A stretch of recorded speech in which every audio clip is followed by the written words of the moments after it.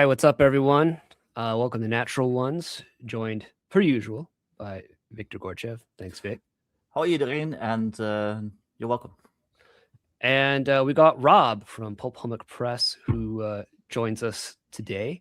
Glad to have you back, Rob. Rob, for those that don't know, well, everyone should know at this point, he's the writer and creator of Gods of the Forbidden North, the trilogy now of books, these massive... I think each book is like 300 to 400 pages. Yeah. They're just endless adventuring content in these books. So glad to have you here, Rob. Good to see you again. Thanks for having me. I appreciate it, man. You guys look good. Thanks. I'm tired. Working out, getting strong, boy.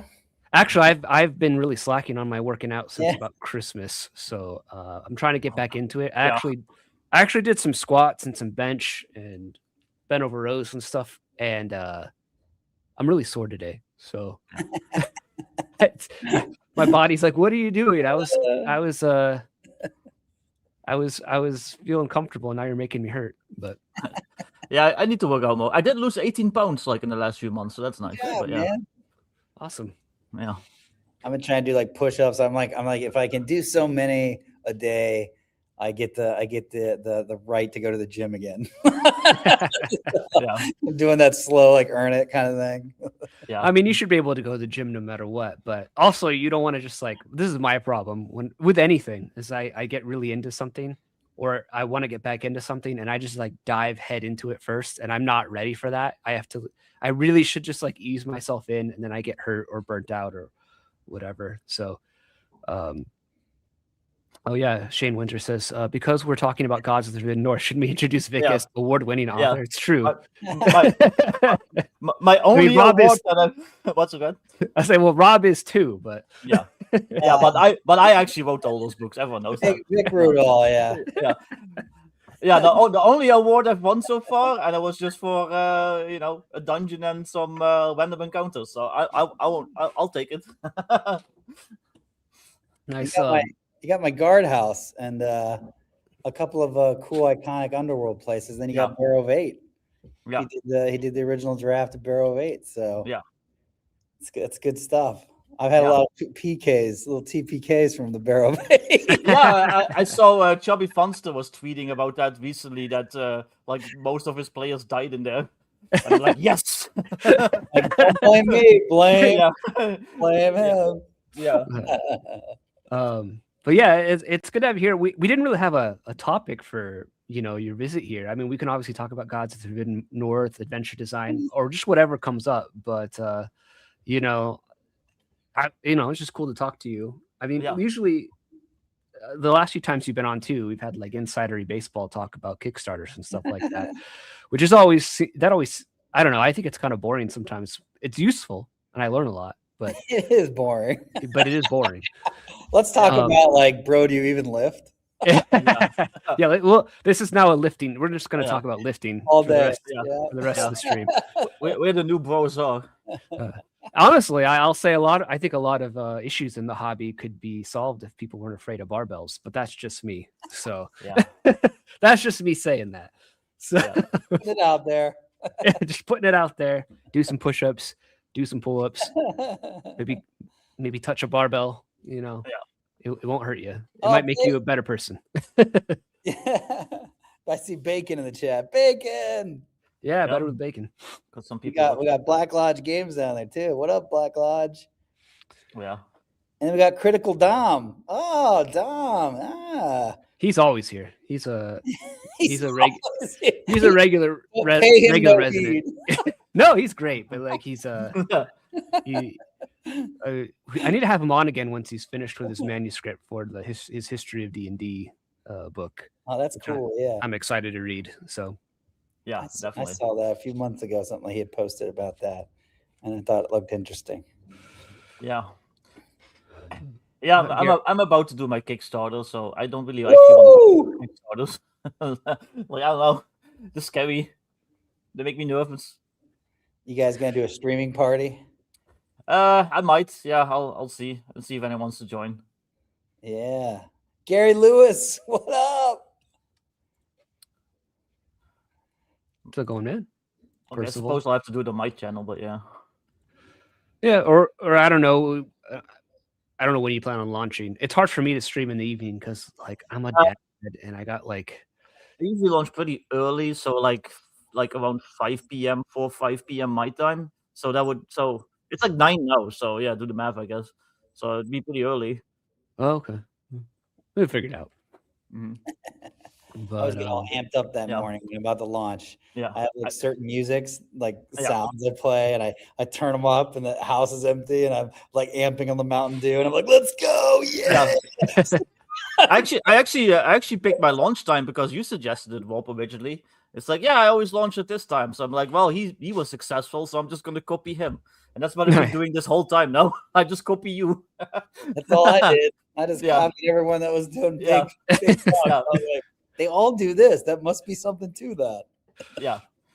Also, best Kickstarter launch parties, Black Lodge Games, because they always do their waves, which are really funny. Like I love their waves. Like they'll actually be like standing there with like the whatever the turntables. the turntables and stuff. It's hilarious. So yeah. I've been thinking I need to do a stream where I do some of my music. Yeah, someone mentioned that a while back. Like, oh, how do you make your tracks, John? Like the intro track to the stream and to the stream, like was made by me. It's like, oh, I should do that.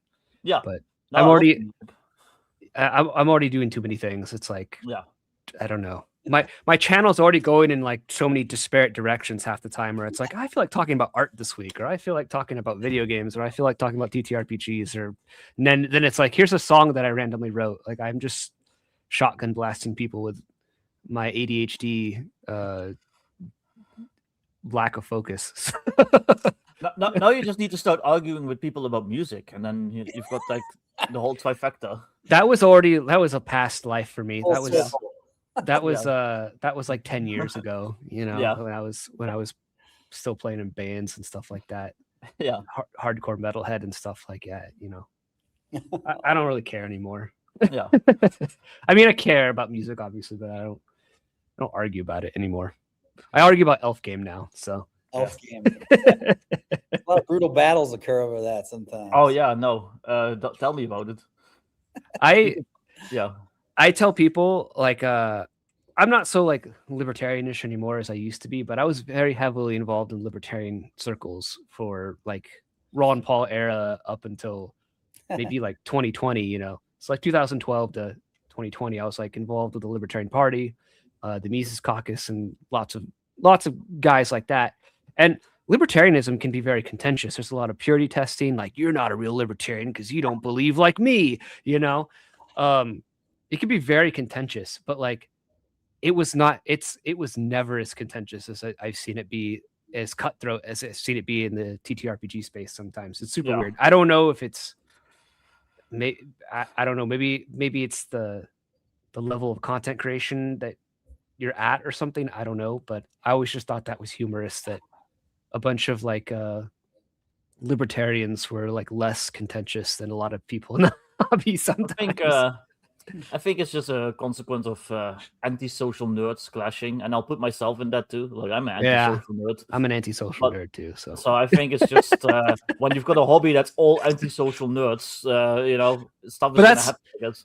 That's libertarianism though too. It's a bunch of antisocial like econ nerds. So. That's fun. Yeah.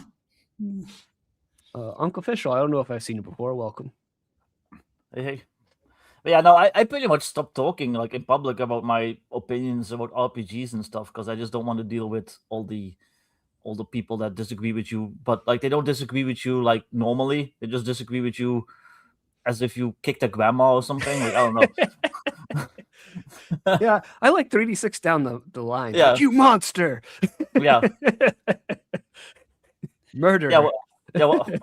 What was that guy? Like he was like a journalist for like Jezebel or something. He wanted to fight me in person. Threats. Yeah. He wanted to meet me in person and fight because I said I like 3D6 down the line and gold for XP. So yeah. Some people it's a hobby within a hobby. Yeah. I like to go online and start craft, and that's like I don't know. I don't get it. I don't have time for that. Yeah. Like, if someone started blasting me, I just okay. I just who has time, like. Yeah. I got a job and I just Yeah. You're fulfilling a Kickstarter. Yeah, I'm in that same boat, but I get wrapped up in it too much sometimes because I'm a prideful, spiteful man. So, I think it's probably just your Hispanicness. We all are. You're a spicy pepper. It's fine. Ay caramba. Yeah. But I think your intro is really cool, man. Going back to that for a second, I thought I hadn't seen the last couple of times I watched your show. I skipped it. I would jump ahead to like the first minute or so, or just to get to it because I'd be driving. I only had like 30 minutes, so I was like, I can't listen to the whole stream, so I just skip. And so I didn't know you'd redone it until like you just played it. Well, it's fairly new. I think I started it. I think I redid it this year. I was like, yeah, it's. I had the old one for a while. I think I should get a new one. And I just went and looked for like the cheesiest sword and sandal movies and like old like 80s sword. Like I tried to look for the most obscure, weird stuff. Not all of it is obscure and weird. Like some of it was like I think from Ator the Fighting Eagle or something like that. Which I think if you have any cursory knowledge of 80s sword and sorcery films, you're at least aware of that movie. Yeah. But I found a few like really hilarious like sword and sandal movies that were that are Italian. That's like that one where like there's like a gladiator. I put an intro because it's so ridiculous. Like the gladiator like fighting a gorilla in the Colosseum. It's like, what is this? This is a D&D game, right? even the B movies are like kind of embarrassed. I used to watch all those Italian Hercules and Samson movies from like the 60s and like 70s, 80s, like when growing up, and they would always be dubbed in German because only the German channel would air them. So it was even more just crazy, I guess. There's some like really bad German dub, and it's just like some muscular, sweaty Italian man like pushing like giant statues apart. There's also I think when I went down a rabbit hole. It's actually I mentioned this a while back on a stream. It's something I think I want to do. I want to see if I can find some of those old Italian sword and sandal movies because I think that they're probably safe to watch on YouTube and watch them and like do like some goofy commentary of them as we watch them. I think that'd be fun to do. Kind of like riff tracks. Yeah. We wouldn't be as funny or as talented or as hilarious as them, but like. I think it'd be relevant to the channel because like a lot of it is just so bonkers. It would fit in a D&D campaign. Like there was like I said, there's these Italian movies. When I was looking them up, it was like the Goliath movies. I don't know if either of you guys have ever heard of those ones. Mm-hmm. Where like it's just called Goliath the Thief or something like that, or just Goliath. It has nothing to do with Goliath in the Bible. It's just some guy in like Roman or Greek times named Goliath. Yeah, and they have all these other ones like they seem to start out like pretty serious, but then like they got to ones like in the 50s or 60s where it's like Goliath versus the Mole Men, and it's I know like, it's pretty awesome. But, that's when their art elevated. What are you talking about? They start cross genre, like really getting up there. You know? I would love to like write an RPG that kind of like leans into all that stuff, and then have all the arts just be like stop motion like stuff, like like fake stop motion skeletons and stuff like that, like very obviously. But I think that'd be awesome. Yeah, I didn't know that was Turkish sword and sorcery, sword and sandal movies. I have standards. We're not watching fucking Turkish sword and sandal movies. That's just everyday life for them, right? Yeah, basically. I'm sorry. That's just daily for them. Yeah. Jeez.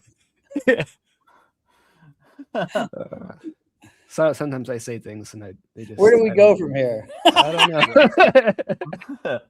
Where do we go from here? Oh my gosh. But yeah, I guess how have you been, Rob? Like, have you been running any games lately? What is working on any projects? Well, I wasn't really able to play the last few years too much, even when I got offered to play games or whatever. But I was just too busy, and it was really taking a lot out of me. So I finished the manuscript. What was it, November-ish, somewhere in there, and so it went to layout during December, and I got it in PDF to everyone right after Christmas.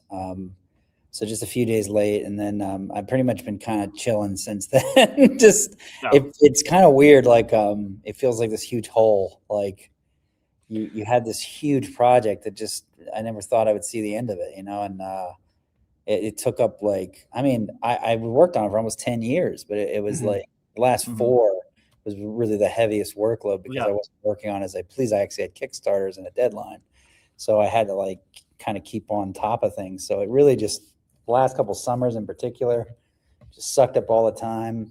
And so now it's all over. You're just kind of like, whoa, you come up out of water. You're just sort of looking around like, what do I do with myself? So, and then I noticed this huge pile of crap that I had blown off for the last year at work. Like I got like in trouble with my job for the first time. Oh no. Because I got complaints because I was like, just literally, there was like one point where I'm a professor, so I had like 1,000 ungraded assignments. Oh no. Yeah.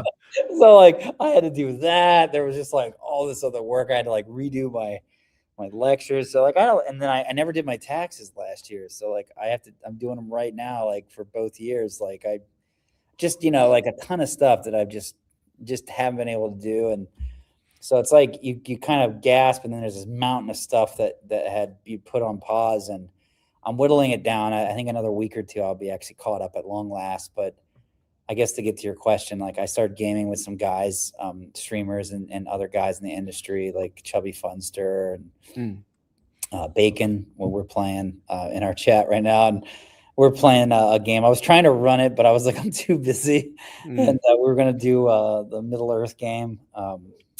Adventures Middle Earth? Yeah. The One Ring. Oh, the One Ring. Yeah. Yeah, 2E. And then we switched though to Axe 2. And so now I haven't actually gotten to play it yet because I missed the last 2 games because I had these things pop up. But now I'm gonna be there next time, and I'm gonna get to play and finally get to just be a player. But I am working on something. I'm testing the waters with a conversion of the work.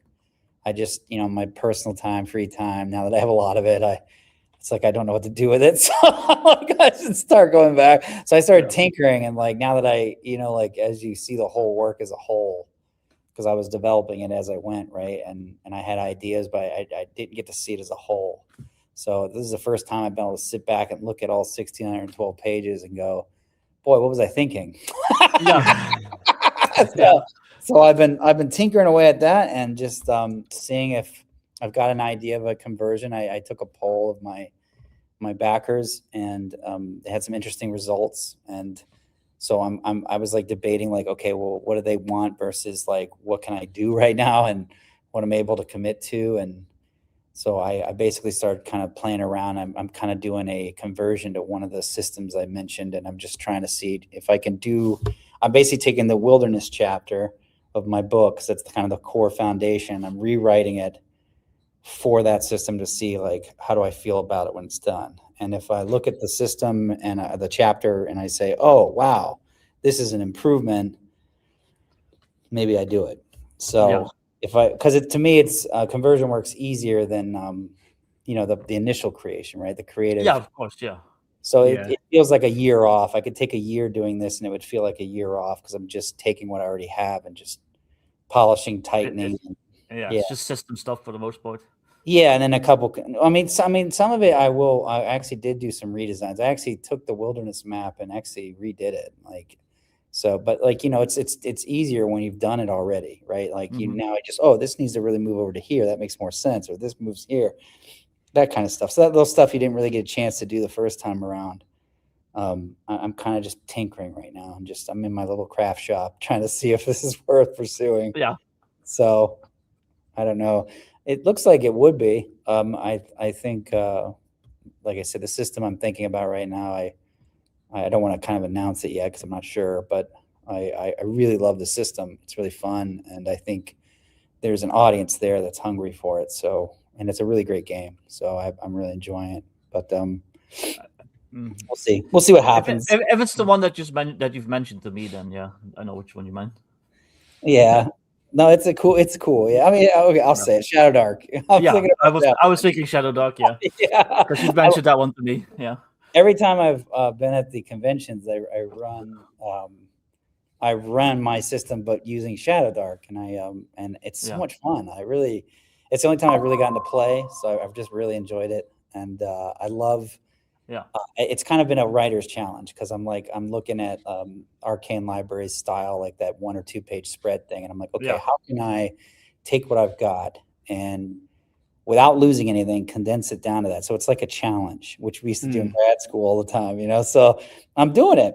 I've got I got about 60 something pages now, and it's really nice. Like I've actually cut the material down by over 50%, but I actually have more because I've added stuff to it. So it's who says the old dogs can't learn new tricks? So are you waiting for the Western Reaches to come out so you maybe can like tie it into her official rules for like hex crawling and stuff, or are you just doing your own thing? Oh, that's a great question, actually. So so I really like her. She has 2 overland. I'm sure you guys know. She has, just in case the viewers don't, she has 2 overland travel systems. Yeah. The one in the core books, really, it's good. It does what it's designed to do, which is to get your ass to the dungeon and back. Yeah. It's just like increase random encounters, go, which is that's exactly what our timer does, right? And so the game is supposed to be carousing and dungeon delving, right? And then not a lot of time between, right? And so it does that really well. And I've seen people give it crap on the internet, but I feel like, well, it's not designed for really, to me, hex crawling, truly, like a true hex crawl game, which is what Gods is, right? So I looked at her actual, when she, in her Zine, I got all of her Zines, the Zine that she did with the hex crawl. I really liked her rules. I thought they were good. I thought they were well done. I thought that the problem is if I actually did do this for real, I don't know. I guess I could do this, but I feel like I couldn't be like, hey, you got to own the Shadow Dark rules and the Zine. So I don't know. Do you know what I'm saying?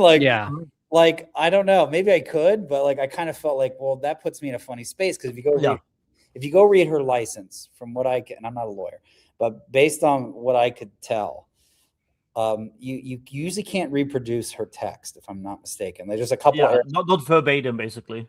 Right. So how can I sort of cite her, you know what I'm saying? Cite her, hey, use these rules from this Zine, but then give it a skin coating or add something to it to make it more Arctic. Do you see what I'm saying? And so that was challenging. And so that was one of the reasons why I did this wilderness chapter, is because I was like, if I can't solve that problem, I'm not doing it. Well, I did.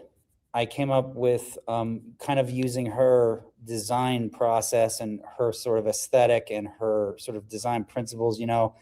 I was like, can I try to use her box to create a, her design space? Could I use that to create my own travel rules that people would feel belong? And I felt like I did. I don't know if that's true, but I did it. It's a 2-page spread. And it has its own system, and to me it's both narrative, but it makes the travel rules actually its own thing, because in my game, obviously it's assuming a lot of overland travels, half the battle, if not more. So I can't do the way she designed it. So that was the real design point that I felt was hardest about her system. So I feel like I solved it, and it's not hard. It's easy to use. It's something that you would literally just pull her overland travel page out, just like she would have done by putting the hex crawl in, and you just put mine in, or you could probably use hers if you wanted to. No big deal. Yeah. So that was kind of, and I was trying to get it where there was very few rolls. I was trying to get it where there was 1 or 2 rolls and that's it, and yet it has everything you'd come to expect from a hex crawl. And so how do you do that, right? And still maintain. I think I did it. It took me 6 drafts. I redid it over and over again over the last 3 I know years. that feeling, yeah. Yeah, and I'm not really big on designing rule systems. I've always done the adventures so far, but I feel like it's really good. I read it and I keep reading it going, man, this is, every time I come back to it, I'm like, it's really good. That's really good. And then, so I feel like that's really the main thing. So if I finish the wilderness chapter, I can put it away for 2 or 3 weeks, come back and read it, and it feels like it's right. That's probably the major hurdle for me to go forward with it. She has black and white art. I have black and white art, so I don't have to go buy all new art. Mhm. and she has a lot of like a different audience. She's not all OSR, right? She's got 5 people and OSR, so she's kind of like the bridge. And I feel like there's a lot of people there that would be interested, but I can't present the book the way it was written because I wrote it in an old 2E kind of style, like a lot more prose, and the Shadow Dark fan base isn't really for that. So how can I rewrite this? And this is my personal challenge. I feel like that's way easier than the overland travel issue. So I can do that. I mean, I can rewrite stuff to tighten it up, and I've been doing it. So it was just, can I solve that wilderness thing? And I think I did it. So I just got to play test it with real humans to see if it holds up. Because you know how humans are; they'll poke a hole at all your statistics. Yeah, yeah, exactly. Yeah, it's kind of where I'm at. So to me, that's the big part. If that works, I might be good. And then I'll still turn around and do the Overlords of Steel. But I need a break from a big creative work. And you had mentioned, going back like a couple statements back, and I just wanted to say, like, I kind of agree and resonate with that. Was like, after I finished my White Box Kickstarter, it is sort of like that day ends, you're like, it funded, but you do just sort of have like, you feel drained. I don't think you realize how drained you feel until you're like at that point. And it took me, I was like in a funk for like maybe 2 months. I feel like I'm barely just coming out of it, because I just feel like you put all yourself into some project like that, and you just expend every creative fiber that you have, and then you don't realize how tired you are or how spent you are until it's done, and you're like, oh man, like I didn't even want to play after the Kickstarter. Like I didn't even want to play games for a while. Like I went and played. I went and got back into like Counter-Strike for a bit. Just like, oh, I'm going to go play some competitive Counter-Strike, because I'm just like, I just needed to do something different with my free time and my brain while I worked on this stuff as I needed to. But I totally feel that. It's weird. I don't know. You kind of know that like slump or that feeling's coming, but I still wasn't prepared for it mentally, I think. So. Yeah, me, every time I finish a project and I send people the PDF or whatever, I get depressed for like a week. I don't know why. It's like, I should be like a celebration. I should be happy that I finally I got the game out to everyone. But I know I just get depressed, and then like all the doubts come up, like, oh, is everyone gonna think it's shit? So yeah, it's like, I don't know, it's weird. So I guess I'm glad I'm not the only one, but yeah. A lot of I've and I'm sure you guys know now, like and maybe people watching probably they don't unless they publish something. One thing I've noticed is that like when like a new album or a new like movie or something comes out, or a new show, people like swarm and watch it or don't watch it or whatever happens. But in RPG land, like it's like it goes on someone's shelf and then it sits there. And so like you don't hear any feedback. Like I was telling somebody else this year, I just started hearing tons of feedback about the first volume. The first volume, which came out 3 years ago. Years ago, now really hearing consistently people playing it. Yeah, it takes a while for like it to because I'm in the same boat, because only just now this year people are starting to talk about like modern necessities and stuff. I'll see like posts on Reddit and whatnot. But like, when you first release it, like, it goes on people's shelves, and nobody leaves reviews on Drive to RPG for the most part. Like nobody says anything about it. So yeah.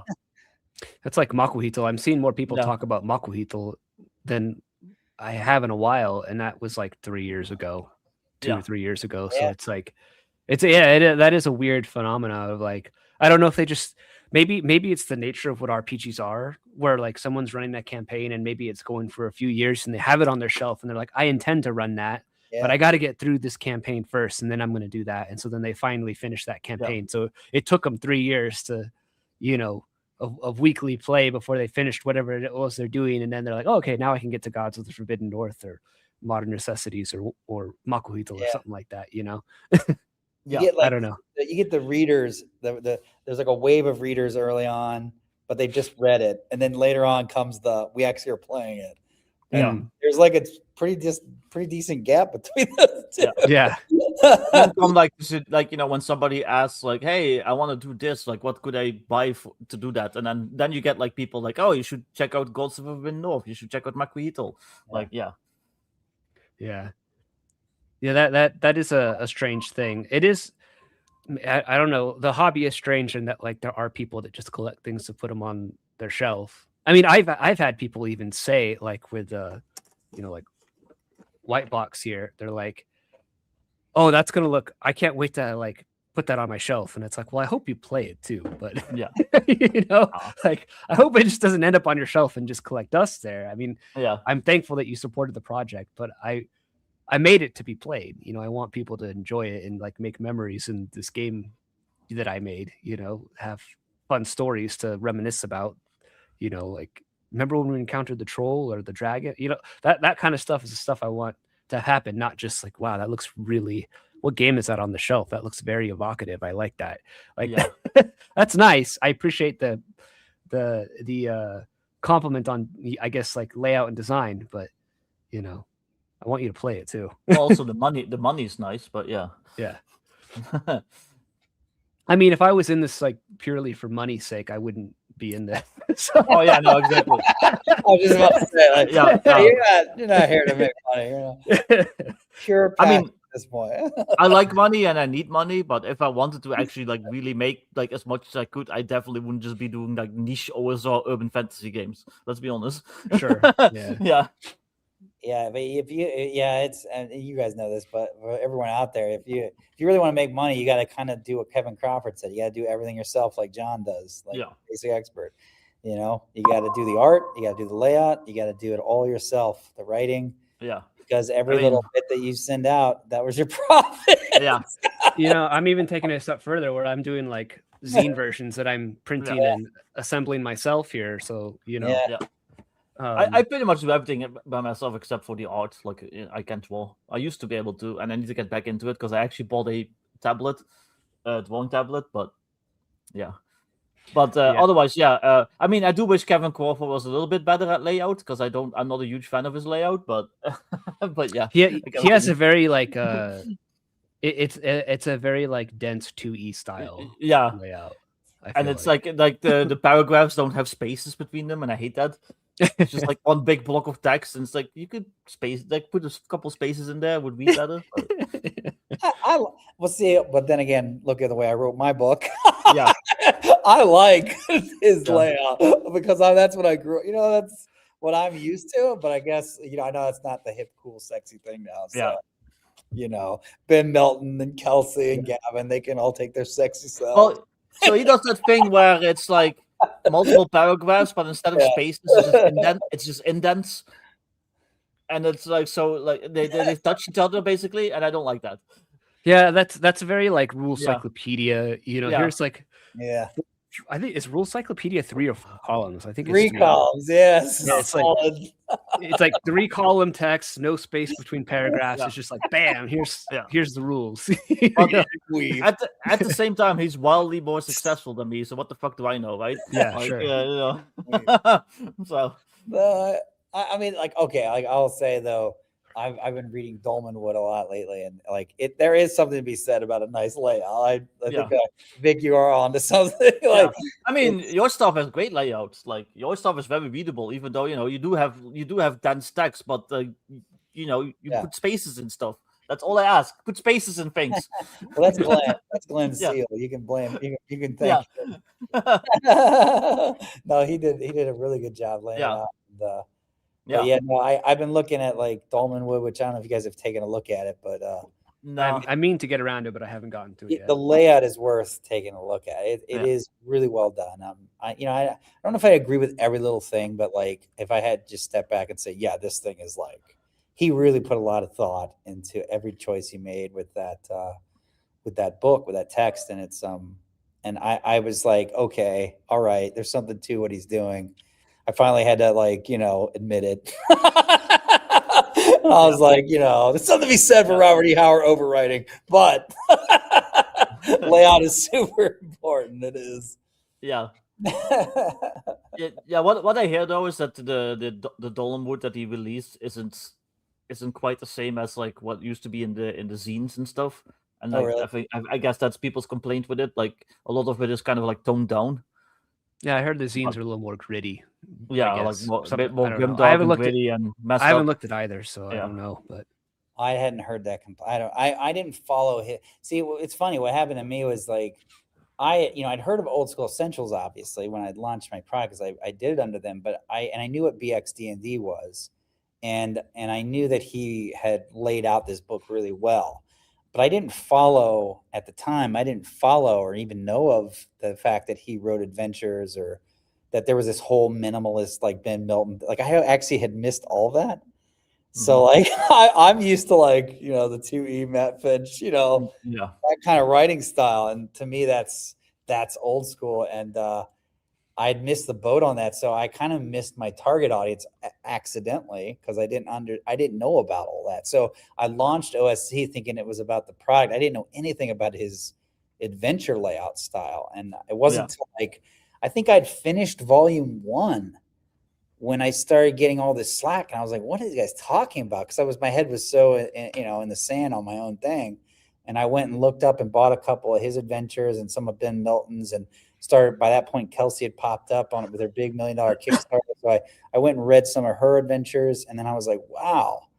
And I'm like, I totally missed, like, this whole minimalist layout movement thing. I didn't even know what was going on. Like, isn't that hilarious? Yeah. And like, I was doing OSC products. I had no idea. Well, I don't have a problem with that. I mean, like, because you are a third-party product. I'm just some idiot in the corner. I had no idea. Yeah, but I mean, you are a third-party product. Like, I think you should be able to present it as, you presented it as you felt like was best and what it needed to be. Yeah.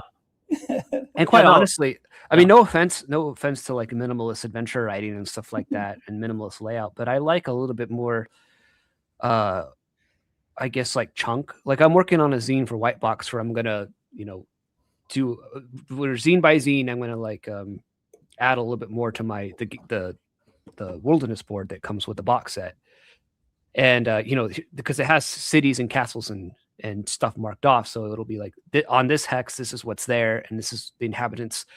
And I'm going like a totally different route. I don't know if this will be good or bad, but I'm trying to lean into this idea that's in 0E of like 50 people in a campaign, treat it like a war game. So it's like, in this city, there's a wizard king, and he has X amount of forces, and he gets X amount in revenue, and he gets X amount of in taxes, and this is his expenses. He has this treasure in his hoard. There's a dragon in the mountain over here that has this many, I don't know, cultists that worship him, this much in treasure. This is, and my goal with that is like, and I'm being explicit in this and how I'm writing it, is you should give these out to players. So it's like a totally different way of doing an adventure than like an adventure path, or even just like a typical sandbox setting. It's sort of like, I'll let you, Rob, be the wizard king, and Vic can be the dragon in the mountains, and then like you guys clash and what happens in the story, and then there's another adventuring party going through that you guys might be able to interact with, or is affected by whatever is happening between you two. I don't know. I think that's kind of cool, and a different way of writing adventures than I see even what a lot of the trend seems to be. I don't know. It might be a complete and utter failure, but No, I'm technically writing an OSE adventure right now. So I'm writing Bunker in the Badlands for Modern Necessities, which at the end of the day is just OSE. But I'm definitely writing it my own way. I'm not following the Gavin style of adventure writing, because that's a bit too minimalist for me. I like at least like a little bit of description, and like like this is what's going on, and this is what the area looks like. So yeah, I think both ways are valid. I think there's obviously an audience for either, but I'm like kind of in the middle, where I like maybe like it not too overwritten, but I want a little meat on the bones more than just like, here's a list of stuff there or whatever. I feel like sometimes people in the OSR go like really far the minimalist, like almost too far in the minimalist way, where it's like, it's a cave with goblins in it, and they have 3,000 gold and 2 rubies and a chalice and a magic sword. And it's like, that's the dungeon.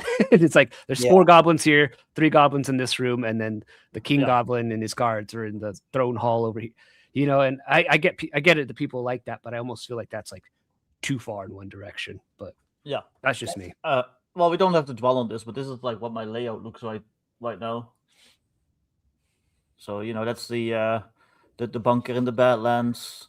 It's got like readable stats for all the the dudes. tables, like all that stuff. So you know, it's a bit more like involved than what Gavin does, but I think it's still fine. So yeah, it's. I will say this. Now that I'm looking at Dolman, what I'm really starting to look at it, like what he does, it's really interesting. Instead of having like a block that says like this room is blah blah XYZ ABC, even if he front loads all the physical details, which is what I was doing, I would front load the physical obvious stuff first, then the hidden stuff. You know, kind of like a progression, kind of like Goodman Games did with a lot of their 3035 modules. But that's kind of what I was using as sort of my starting point. And but what he does is he'll have like essentially a small bunch of bullet points of just physical details, like not in a prose, a piece of, you know, not in a sentence. So it's like, you know, violet tinged roses.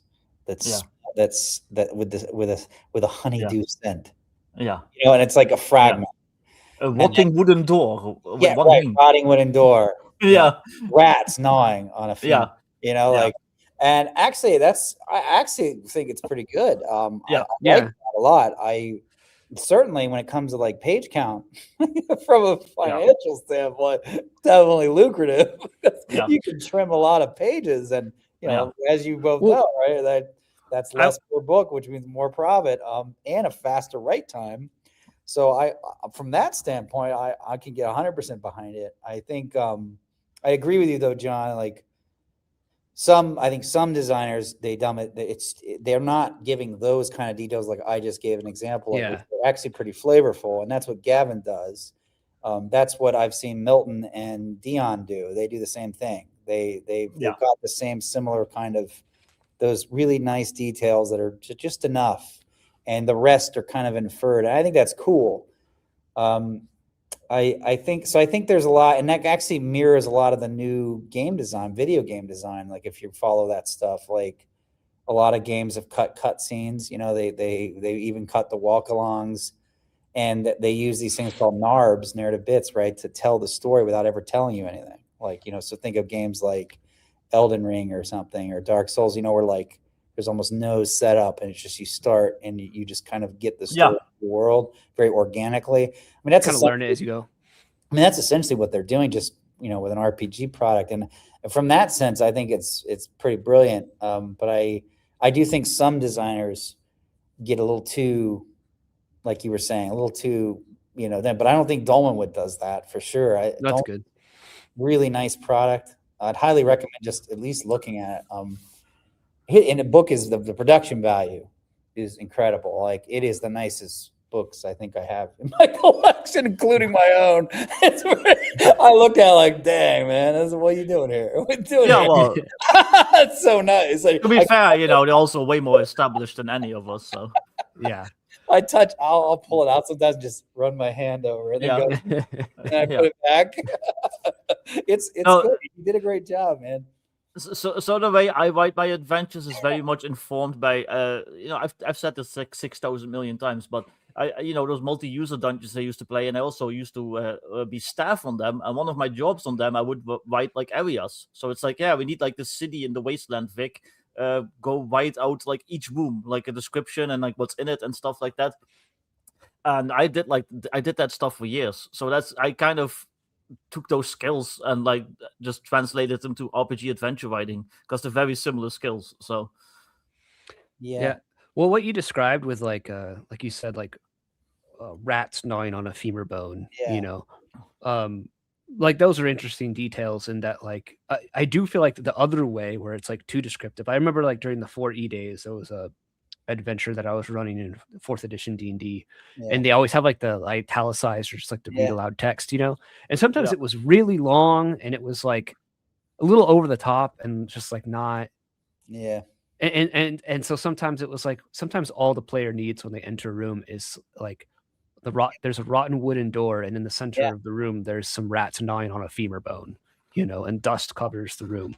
You know, you don't need to be like Shakespeare here in describing this to your players in a lot of ways. I mean, that's nice, but that's sometimes like, as far as playability is concerned, I guess what it sounds like you're saying is it makes the content a little bit more gameable, because it's like Yeah.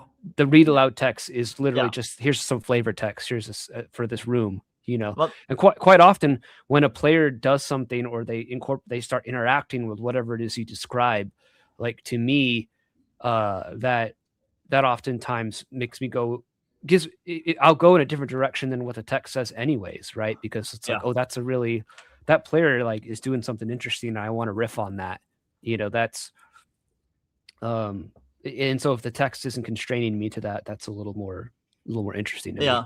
I personally prefer at least like a little bit of prose, because it also just kind of like gives the intent of the what the dungeon and all that stuff is supposed to be, and what the author intended with it. Plus, you know, sometimes it's just like it's hard to improvise sometimes, where it's like if it says like there's some rotting bones in the middle of the room, like how do I turn that into like a little interesting description for the players, like off the top of my head? Right. So I feel like now that I've done, like, it's funny, like it took me 1,600 pages to come to this conclusion. Like I said, I was set in my ways and it took a long time to break them. But I feel like there's this principle like in novel writing and script writing where like a main character, for example, let's say you're watching a rom-com, right? And the two characters are, you know, they're gonna fall in love by the end, right? So by the end, like they're going to say, I love you at long last, however they say it, you know, whatever sappy, but they never say it until they've built up enough emotional credit to get there, right? Like you got to go 2 hours before you're allowed to say it, but because it doesn't sound, you need to build up the desire in the audience to want to hear it and all this other stuff, right? So it's kind of the same thing to me. I feel like read aloud text, now that I've done this, I'm on the other side of it, I feel like there's a place for it. But I feel like it has to be an earned thing. Like, you know, like say the very end or like a really important moment. But even then you got to make sure you don't overdo it, like John said. But I feel like there's still a place for it, but I just don't feel like it should be every encounter anymore. So if you look at my third book, I actually quietly removed most of the read aloud text. I couldn't do it all. Like I couldn't make all the changes I wanted because I had to kind of feeling consistent. Like the same. Yeah. But if I went back now, I would only have a few things that would have it. It would be only things that are worth it. But I do think they have a place. I don't think they should be totally eliminated. If that makes sense. I don't know if that makes sense. But well, like, let's say you're like describing a puzzle or an artifact or something, and it's really important to the adventure, and like maybe there's some danger involved, and it really needs to be, you know, carefully conveyed to the players how dangerous this artifact is or this room is or something like that. Then I could see like some read aloud text that's designed by the author to say that. Like let's say there's a door and it's like there's a magical rune that's it's like as tall as a man that's engraved on the magical door, and it crackles with like blue lightning. You know, it's like, well, that might be dangerous to touch. You know, you want to make sure that you convey that sort of thing if that's important to you, rather than, you know, every single room, like this is just an empty storage room where the goblins go poop, you know, like who you don't really need to describe that. So, well, you could maybe describe it. You could actually. Okay. There's a room here and it's smeared with feces. It's disgusting. This is why you're here to kill them all, because they can't even poop properly. Goblin. It sounds like this goblin poo. Kernels of golden corn. And then period. I would maybe describe the first one, and then I would maybe describe the first poop room, and then if there's other poop rooms, then I'll be like, you know, just refer to the first poop room. But the stream keeps hitting new peak levels every about 20 minutes. It's kind of the joke, because when I was talking about the mythic underworld, that was kind of the joke, like, but where do the goblins poop? Yeah, you know, like, where do they poop? I need to have like this ecosystem in my dungeon that makes like ecological sense, and it can't just be this liminal space that like is purposely obtuse and abstract. You know, the goblins need a place to poop. So speaking of liminal spaces, I've been at night, like I'm trying to think of something totally different to go to bed. I like most Americans, I said they're scrolling to death. And I've been following. I don't know if you ever heard of it, the back rooms. Have you ever heard of this liminal horror? So it's like, to give you the really quick synopsis, it's like there was like this meme on Creepypasta somewhere like online. Someone posted a meme that started this whole movement organically, where like there's this place within in between places. Like imagine like getting like falling through the rug of like an office, and then you find it's like if you no clip to the reality. Yeah, no clip, and it's like you find this endless 600 million mile square like office building of like carpeted walls that are all yellowish. And I think I've seen memes of that. Yeah. Okay. People so like, walking through it. Yeah. I put a version of that in blacklight, basically. So go watch, John. Like it's real quick. It's like 10 minutes. Go watch Backrooms Found Footage. It's the one with the most. It's like millions of views. Watch it. Well, there's this guy named Kane. He's not the guy who made it, but he's the guy who kind of brought it to prominence because he made this found footage video. And it's like really creepy and good, but it's like liminal horror. It's not like bloody kind of horror, you know.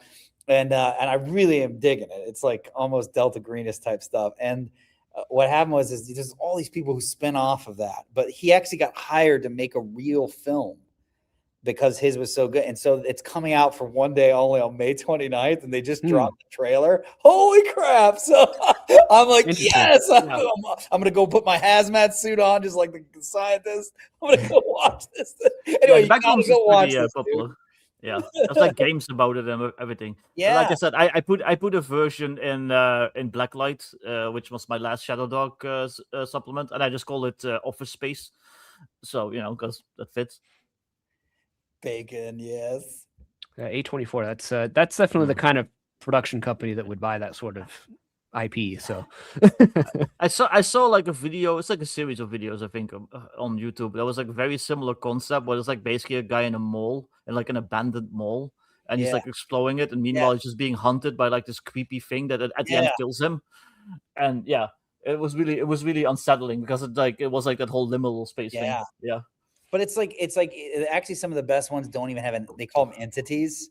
Those are the monsters. But if you watch them without, like, there's some that don't have anything, and they're just really disturbing because it's like familiar, but it's like that uncanny valley. Like everything's kind of similar but familiar, but it's not. Something's off. To me, the most disturbing ones are the ones that don't ever have anything happen. You think something will, but nothing ever occurs. But you're always like on edge. Like anyway, it's just really good, man. I actually had a little joke in my third book. You've got to look to find it, but I put a little backroom shout out in the third book. That was really deep. I mean, that's an interesting. I mean, it does have something to do with the games we play, though, because there's a lot of. You can't have like a random encounter in every single room. That's like too much. That's ridiculous. But sometimes I've had the most fun describing the dungeon to players that are empty, like an empty room, because then the players are super cautious and they're like, what is this place? Is there a trap in here? Are we going to get ambushed? What is in here? And I feel like that sort of exploration within games, to me, it's interesting because I got a lot of crap for promoting and talking about the concept of like the dungeon being this mythical liminal underworld space, that like you're not just going underground, but you're going into an evil, chaotic like abode, where this is where chaos springs from. And so it's interesting. I would be interested to know, like, maybe how many people are familiar with like that backroom stuff, or like this sort of environmental sort of uncanny valley horror, but like gave me crap for saying that you should do that in the dungeon. Essentially, I was actually thinking that, like, for some reason people can accept the backrooms, but they cannot accept like a fantasy version of that. It's really weird. Because then, it's like, well, why do the goblins poop? Like, I don't know, in your mouth. Like, fuck up. Again, we were just ascending. New plateau has been reached. Awesome. In your mouth. But I mean, I feel like the Gods of the Forbidden North stuff still has those elements of like a liminal space in it. I mean, you said you put a reference in, but the hole in the oak is very much like that. Who carpeted the back rooms? Yeah, there you go. Who carpeted the back rooms? I love that. That's a good analogy there, because everyone's like, who built this place? Who put this here? Who dug out all the dirt? And it's like, you don't make those sorts of questions when you're watching something like that's like the back rooms, or you're interested in that kind of horror. But if I do it in a fantasy dungeon setting, all of a sudden it doesn't work. It's weird to me. I don't know. Yeah, it's funny you say all that. I actually took both approaches when I wrote Gods, because like my volume 2 is the underworld, right?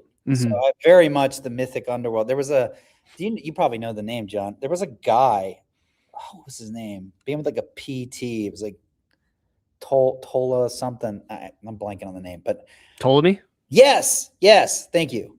He's the one who wrote that article, Yeah, right? Isn't that ages ago. Yeah, and I read that back in the day. I was like, he's right. And yeah, it's a good article. It's a really good article. Yeah, that's right. Philotomy something. That's right. I can't blind, and that's all coming back to me like a Celine Dion song. So I wrote volume 2's Underworld like mythically, just like you're describing. Like I wanted to make it, there's stuff that's there, but it's like a place of chaos. It's a realm of the unknown, and there's all this stuff going on. But when I turned around and did the castle, the mega dungeon in volume 3, I actually wrote the whole castle twice. I wrote the first time what it was like when it was actually the skull god was still there, and so like when everything wasn't ruined. And then I went back and rewrote, okay, where is it at now, to make it feel like time has advanced. In some areas you can see that, and some you don't.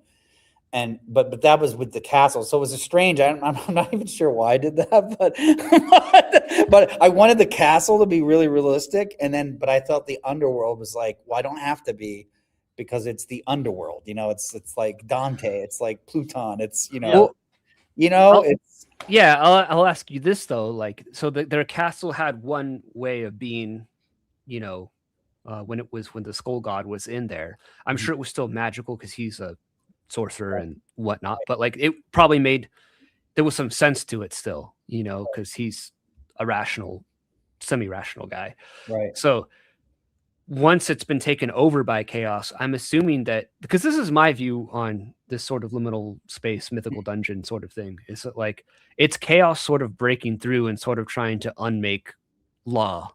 It's an order that is sort of ordering reality. Like order is there to put things in their proper place, and the way things are scary is because like that shouldn't be there, right? Like I'm in this space, and like why is that there? And you see that a lot, and I think even in modern horror films, where it's sort of like they enter a room and like the doll is sitting someplace it's not supposed to be sitting. Like how did that get there? That's sort of my thinking in regards to that. And there's obviously like a supernatural explanation for that, and that's what the dungeon ultimately has at its core, and why it is the way that it is. At least like the big mega dungeon, I would say there's a differentiation between, like we talked about this before on this stream, but I'm perfectly fine with like, this is a goblin lair, and this is just like where goblins live. There's nothing necessarily supernatural about it. Or this is where bandits lair in the mountain. It's just a cave where the bandits hide out and store their loot and take their prisoners. But then maybe even within that same mountain, there's a tomb that leads down, and it goes into this like chaotic realm where law and order is being unmade, and it's always just chaos trying to seep up into the order of the material world and just like deconstruct it and undo it. It's always trying to get a leg up on that. I don't know. That's just what I think. It's like that like the Moria stuff that you've talked about. Like, at the surface level, Moria is like this abandoned dwarven city taken over by goblins and orcs, and I'm sure they have poop rooms and everything.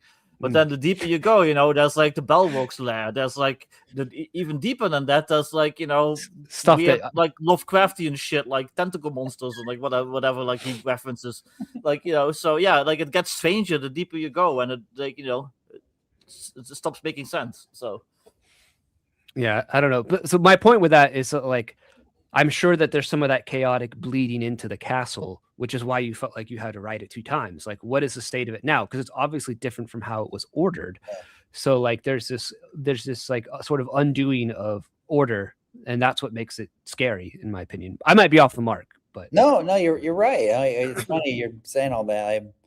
I mean, one of the big themes I've got is sort of entropy, right? The breakdown of order, right? Like right. And I did this with the alignment system where, like we had like chaos is the breakdown, the disordering of things, right? The loss of order. And I was kind of playing with that a lot when I was designing it. So the castle's 25 years removed from when it was inhabited by this guy.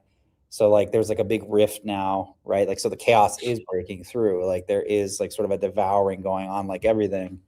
And I played with that a lot. So yeah, I agree. I think that's smart. And I like the idea. I like the idea that it's in the earth, that's coming from in the earth. There's sort of a old, sort of hellish sort of, you know what I mean? Like sort of feel of that, like, from whether it's a very, yeah. It's a very ancient view, yeah. It's, in the Bible you have Sheol, Yeah. and Yeah. the Greeks had Hades was Yeah. like through the Aztecs, which I know something about, they saw, they thought that they came out of this spiritual realm. They Yeah. came out through caves, in the earth, and that they see they see caves as like entrances into the womb of the earth. Yeah. So it's like there's this sort of like seeing these entrance into some subterranean worlds just has like this human subconscious sort of universal, I don't know, ancestral memory in us or something. I don't know. Yeah. That like it triggers something in us. It makes us associate certain things with that. In one of my zines, I talked about like Amalar, is a Basque goddess that was like an earth goddess, and like people would leave. I think it's an interesting god to use in a D&D campaign because it was something that like people in Basque country and the Iberian Peninsula would leave like gold coins at the entrance of caves as an offering to Amalar. And so it's like, oh, that's something like dungeoneers could do, that adventurers could do. Like, hey, I'm tossing a gold coin into the collection plate at the entrance of the dungeon. Amalar, keep me safe. Maybe she will, maybe she won't. But there's that sort of I don't know. There's that sort of like mysticism or sense of enchantment, I guess, that I think is sort of become a little too sterile in our sort of modern attempts to sort of write fantasy, I think, or portray fantasy. Michael Curtis's Stonehell does a good job. I think that if you probably had to trace it back, I wouldn't be surprised if he's really the beginning of the minimalist stuff. I don't know if you've ever read his mega dungeon Stonehell, but it's really well done.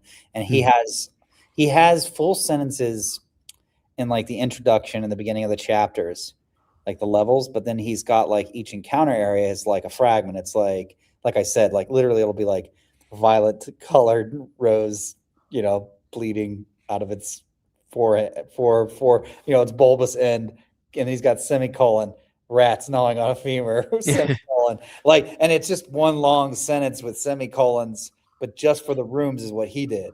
You know what I'm saying? So I don't think I remember anyone doing that before him, and that came out a little while ago, like maybe 10 That's years. a good lazy way to do mega dungeons. It was funny. Well, you almost have to. Yeah. Go ahead.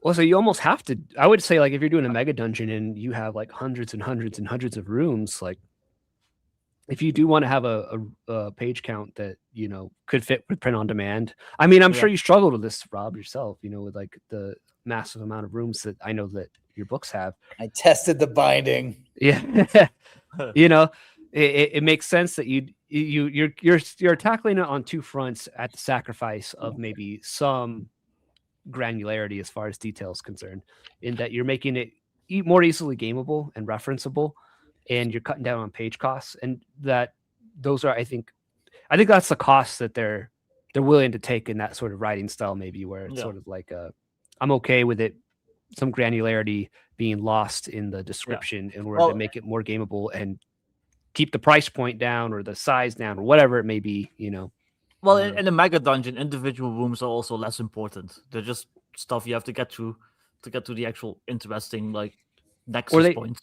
Or they should have little seeds of something that you as a referee could build off of, because maybe you want to make the rose that's bleeding and the rats chewing on a bone. Maybe that means you can make that mean something like that rose is magical and it does XYZ. It's not in the book, but I decided that this is a magic item that can do something, or maybe the bone has runes carved into it and it's the bone of some, ancient lord or something like that. And, you need it to reassemble the skeleton in another room, and you can start constructing your own sort of unique things, sort of organically based on what is in these rooms. That's just simply described, I guess. So I wanted to say though, because I think it's like an interesting thought that people are way more accepting of like the concepts of like liminal space and like the back rooms and like the way horror movies do it. Like say like something like the Blair Witch Project, where they go into the woods and like now they're just lost in there and it's like an endless woods and like they can't escape. It's like this pocket dimension, you know, by this creepy witch and stuff like that. People are way more accepting than that than if you try to translate that concept into fantasy for some reason. At least, you know, in our experience, because we'll be like talking about the mythical underworld and then people get mad at us. So I don't know why that is. I don't know either. Can I ask? Because I think I missed that fight. What were they criticizing you in brief, like about that? Like just so I can understand. They were saying, because I was advocating for. Oh, thank you, Might Your Trumpet, for another gifted membership. Be back real quick while you talk. Generous. Essentially, so I was saying, like, I'm a fan of like low to zero prep. You didn't want to hear it. Every time I see Vic's face, I always laugh my ass off. He'll message me in the middle of the night. Sorry, John. And like that face pops up, and I just start going. Anyway, sorry. So I'm a fan of like low to zero prep, you know, where like I'm gonna rely on tables and things like that to sort of organically make a story happen, because I want to be able to turn on a dime and react to my players. And I also sort of like the funhouse dungeon, I guess you could describe it as. Like, I don't necessarily have a problem with that. And so kind of like that Told Me article, I was referencing that article when I initially started talking about it. And I know that John Mollison of Mr. Wargaming was as well, because he was talking about it too, and a number of other people. And so we were just sort of like, you know, the dungeon essentially we're just saying the dungeon doesn't have to make ecological sense. It doesn't need to have an ecology, like a strict scientific materialistic ecology. Like, it can have a logic that is sort of transcendent, that is I don't know, metallurgical or it's just spiritual in nature, supernatural in nature. You know, like why can't there be deep in the earth this like perfectly carved room with like an altar in it, you know, and there's like candles lit and, you know, maybe like a curtain and chairs, and there's like this furnished room that's like deep within the earth inside this dungeon. Like, why can't that have that?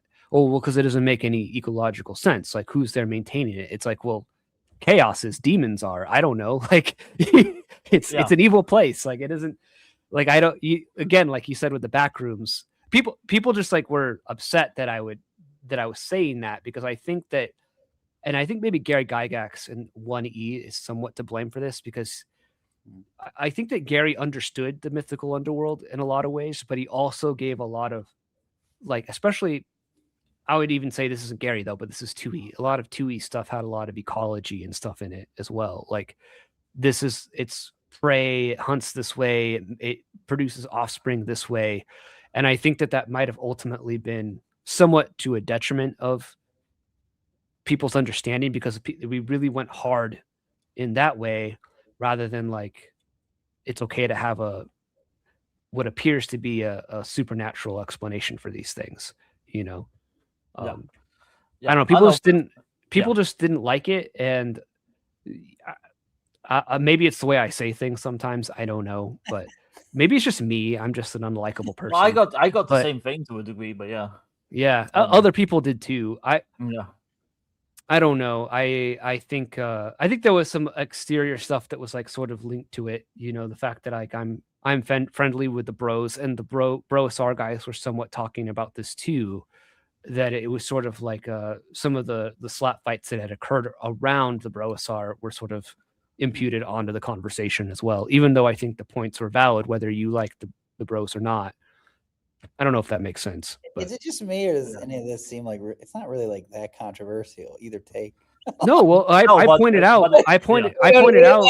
Why are they like? Why is anyone getting mad about it? The reason why I suspect that it has some like people that were upset at the bros, and thus were sort of imputing their hatred towards it. Yeah, because I pointed out like they were talking about this in that Ptolemy article from like 10, 15 years ago. This wasn't controversial then. People were like, oh yeah, that's a cool explanation. I like that. But then this guy over here says the same thing a few years later, and it's a problem, And I think it's because they just don't like who's saying it, not that the points are bad or controversial or anything like that. So well, that's the funny thing. It's like, it shouldn't be controversial, but somehow it gets us enemies for life. Like I don't know, I don't know, I don't know why that is, but Dunder is having the sharpest critics of these points on his show tonight. I'm sorry, Dunder. I love you, but I am not watching that show. I would rather shove barbed wire up my fucking penis than fucking watch that fucking interview. I'm sorry, but yeah. I'm sure Dunder understands. Yeah. It's not him. I like how Dunder Moose just puts his antlers down and just goes right into it. He just fearless journalist. You gotta watch it. Yeah, but then I have to get the Bob Wire. Watch it, yeah. My dude's Patty Parler, he did More Call for me, which was the cherry on top for volume 3, because I had this character come back and he's mentioned in the first book and you're like, oh, he's dead, and no, he's not. So I had that, like, he did the art for it, and it's like sick, dude. Nice. Patty, man. Patty's a good artist. He is. He needs to like charge more for his work, I think, too. I don't know. Yeah, no, I was laughing the whole time I was hiring him. I don't have to pay him anything. I'm just kidding. I think he wants to help everyone out. But I was talking with him earlier, and I was like, I'm in the same boat sometimes where I'm like, not that I need to charge more or whatever, but like I just make like business choices.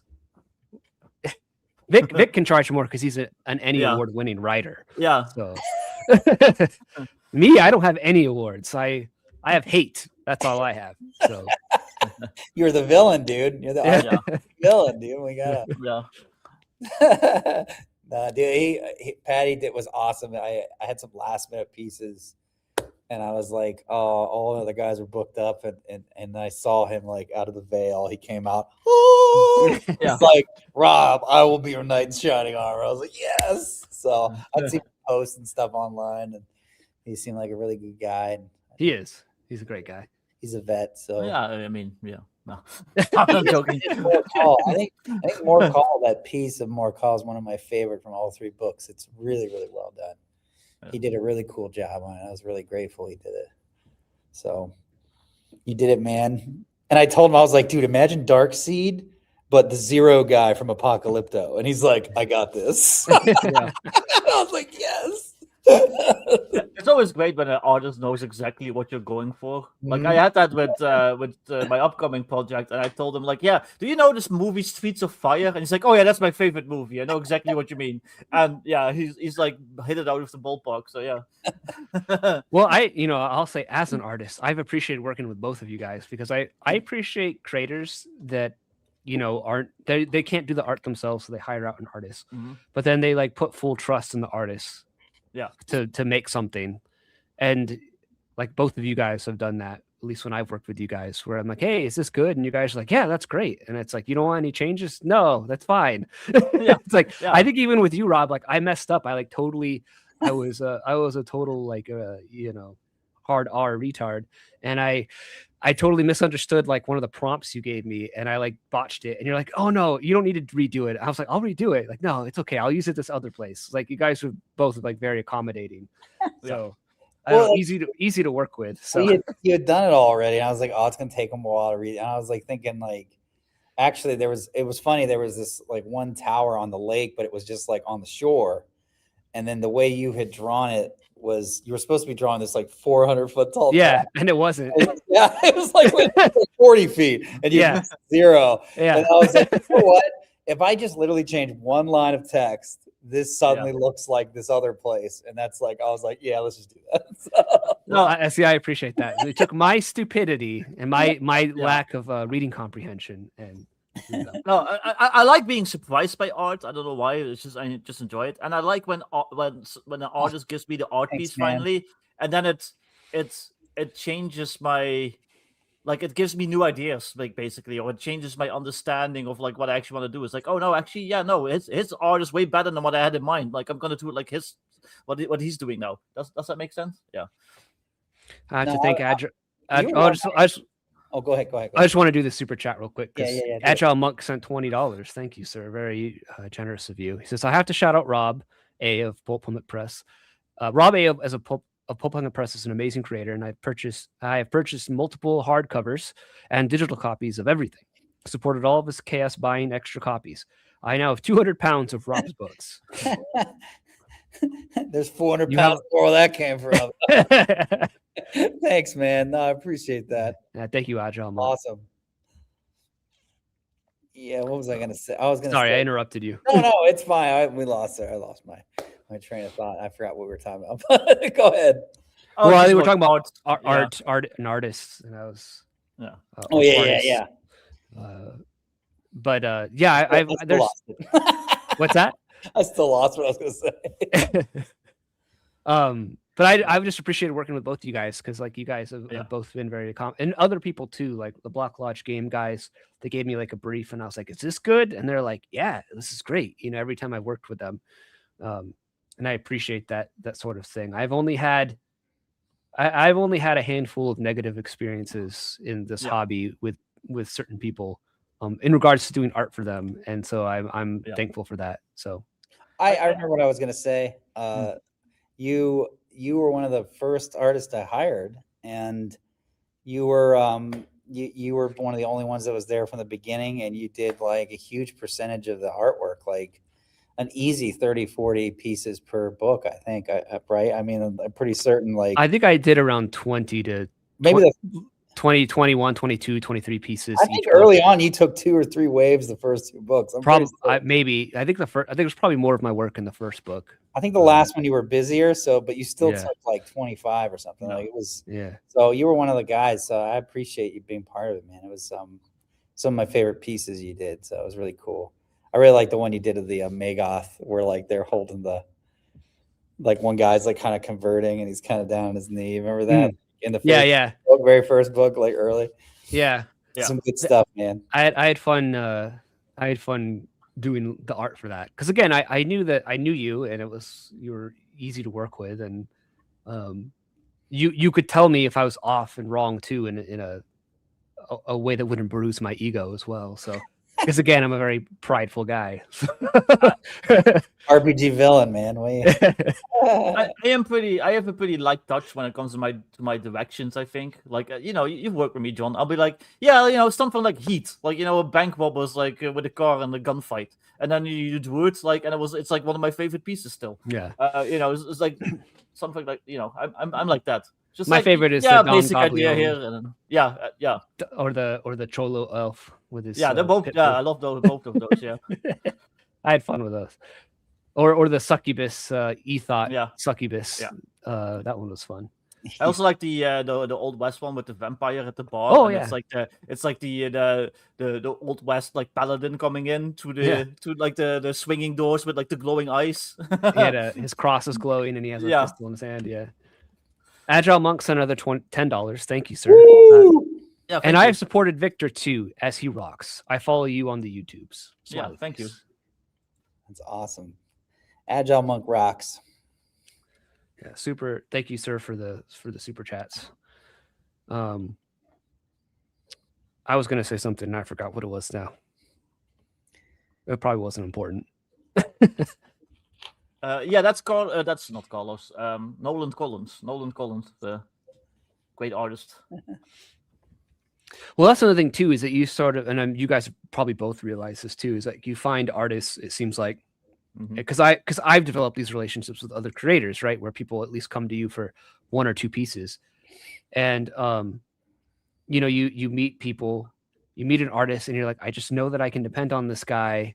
I'm gonna get something good from him or her, so I just gotta you develop a really good relationship with another creator because you know you can rely on them, and I think that's like Vic has Nolan, and Nolan is like an amazing artist. He's better than me in I think every way. So he just has His no, his style is perfect for like what you're Yeah. going for, I think, in your books. Yeah. So. Well, yeah, but I don't want to like make it seem like I wouldn't hire you. I would gladly have you do whole books of mine, but you're on record as saying like, hey, I want to like start focusing on more on my own Yeah. stuff rather than drawing for other people. So I've respected that. But yeah. Yeah, it's cool. I think one of the fun parts is when you like hire, like you hire like either writers or editors or artists, and then like you go to a convention and they meet you, and then you all go drink. Yeah, I want to start great hitting way up to forge bonds. Yeah, I want to say I can talk. I want to start hitting up cons in the next few years, maybe. Me too.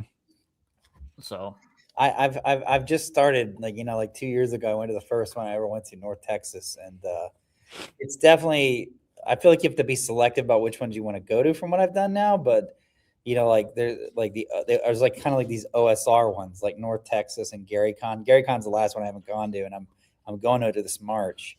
But I went to Egg Con, North Texas Con twice, and then I just went to Page 3 up in Philly.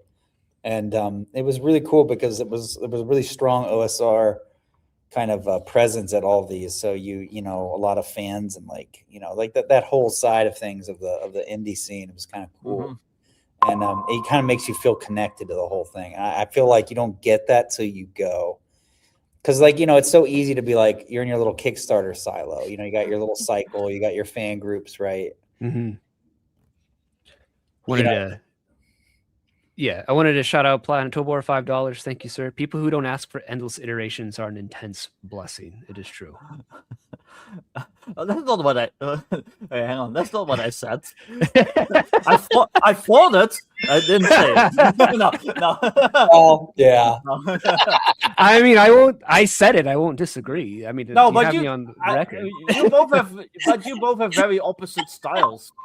So I wouldn't even say. Like, if you try to draw in his style, I'm sure, like it wouldn't be as good as what he's doing, but I think the opposite is also true, maybe. So yeah. I want to hire TBE to draw Goblin Poop Pro number 7. That's the most critical one.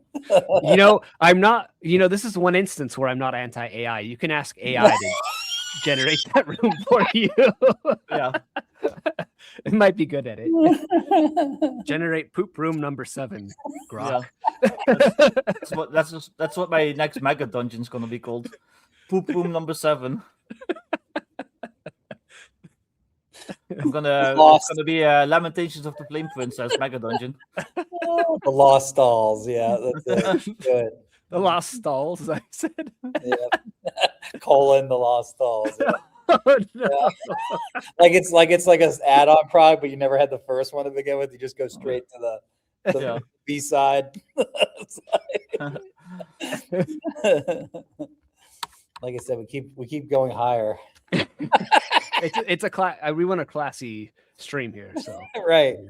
We definitely don't have the minds of 12-year-olds joking about poop. So. No.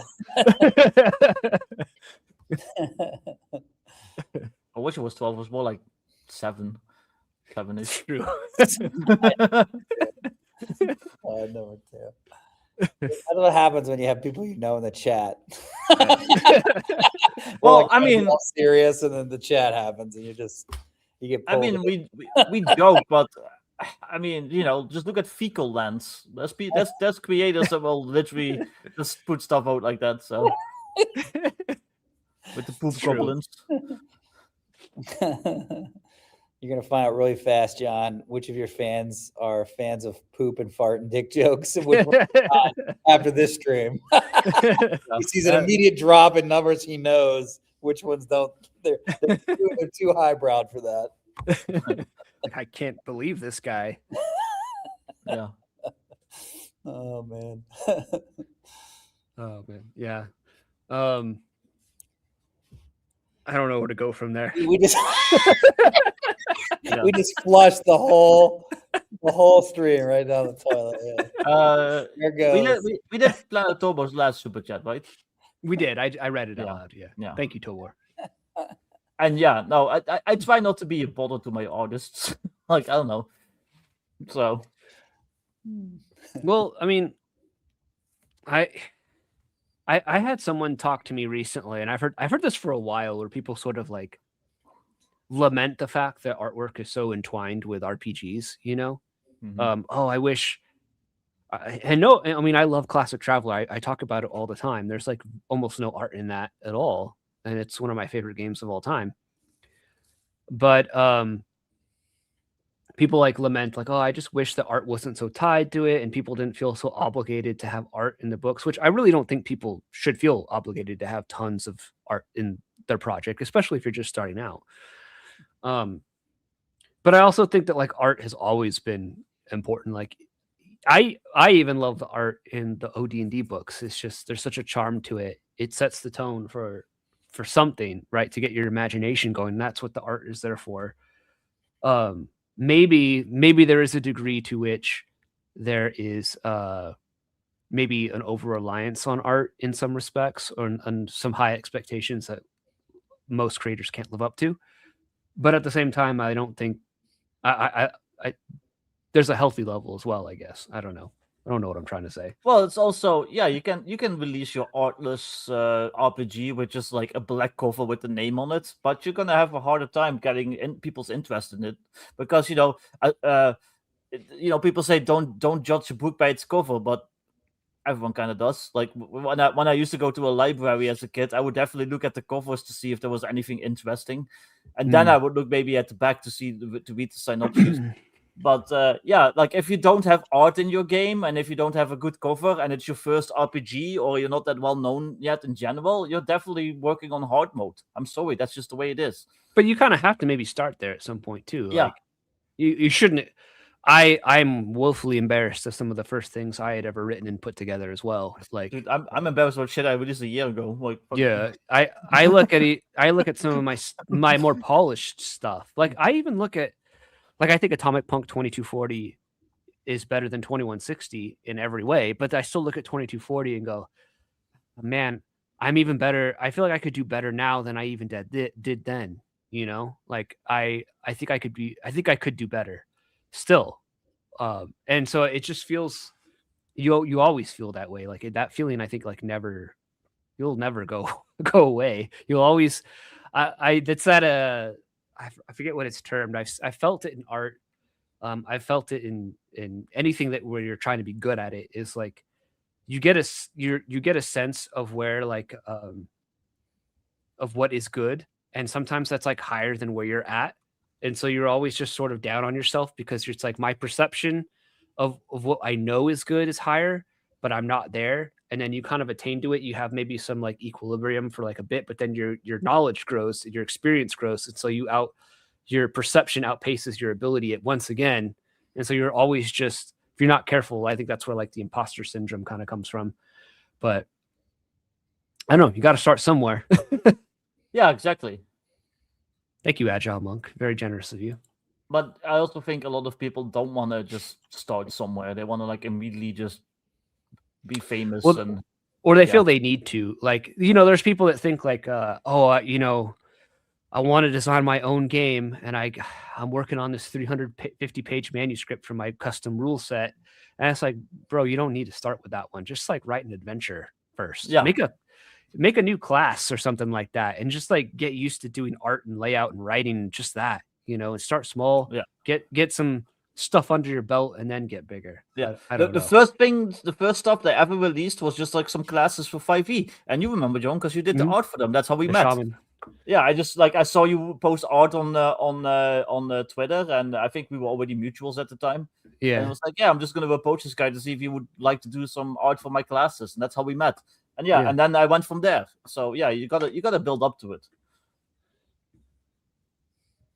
How about you, Rob? Did you just dive straight into 1,600 pages? Yeah. Basically, yeah. I can't even dive into this. No, but see, the difference is though, you could do. See, the difference is though, is that you immediately drop like a shit ton of money on it. So you immediately got all the cool art. You immediately got like the professional layout. You immediately got all this stuff.